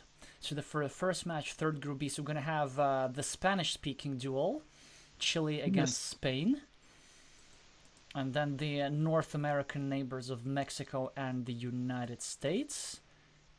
Netherlands against Catalonia, and who's second in Group B? That's China. So there's an Asian duel. So we have. Oh, okay. Let me try not to make political jokes, but you're get it's on their surface, so it's gonna be quite tense. Yeah, China both versus teams Taiwan. are very strong. So Yeah, and then so Belgium will have a tough time against either China or Taiwan, and then Portugal will either take Catalonia or Netherlands. United States or Mexico will be playing against RCP. Also, and Japan will be playing against Chile or Spain. Yeah, all look. okay. So yeah, so it looks like we will not have Japan versus RCP final, right? They will meet Yeah. latest in the semifinal. Yeah. But I And think like for the purpose of prediction, it won't influence that much because it's really the winner that matters. There's several players who bet on Japan, but there's like one predictor who bet on Portugal, one viewer who bet on Belgium, one who bet on the Netherlands. So I think if you bet on a team that nobody has bet on, then and that team wins, then no tiebreakers. You just win automatically. yeah. Yeah, I kind of a bit. I don't want to say scared, but I'm a bit wary of, if Japan wins the third time, then they may just choose not to participate because it's not interesting for them anymore. I I think know. it keeps it interesting while they change their players within the team. So I think now they have to prove that they can win even without former world champions in their team. So I think they're quite motivated. Probably, yeah. Well, at least, but the thing is, I also know that there are several like players in Japan, who are maybe are very high rated and play only arena and are clearly very good, but they're just not interested into that kind of event. But anyway, Japan is such a huge Carcassonne country that they always will be Yeah. strong players, and probably some of them will be interested into actually taking part. Mm-hmm. Exactly. Yeah, but I wouldn't underestimate some teams, which on paper they don't have many chances. So as long as they are on this, let's say, table, they deserved it, and for sure they have, yeah, um, they will show us some skills and some good games. And of course, maybe with some good tiles in the deciding games, they can, yeah, win game after game. Uh, Alrighty, and yeah, every single one of them looks interesting, and we will be streaming some of them for sure. Every week, something. I'm not sure if we'll be able to stream all of them. Maybe if they conveniently play everything on the same day, that would be nice. So Mm. if we could go Mhm. for Saturdays or Sundays, that would be great. If any team captains are watching, but we'll make do with whatever we have, and we will make sure to give you a piece of the action. All right, time to wrap it up. If anybody still has like 30 seconds to type in your predictions frantically or ask Marian some provocative question, as we usually like to do with our guests. Otherwise, we will be slowly wrapping it up. Yeah, thank you, Marian, so much for agreeing to do this. Yeah, thank you too for the invitation, and I always like to discuss and share ideas about Carcassonne. Yeah, so I would like to repeat that for sure. And to our viewers, thank you very much for watching, especially for those of you who have been here from start to finish. And I'm gonna see you soon.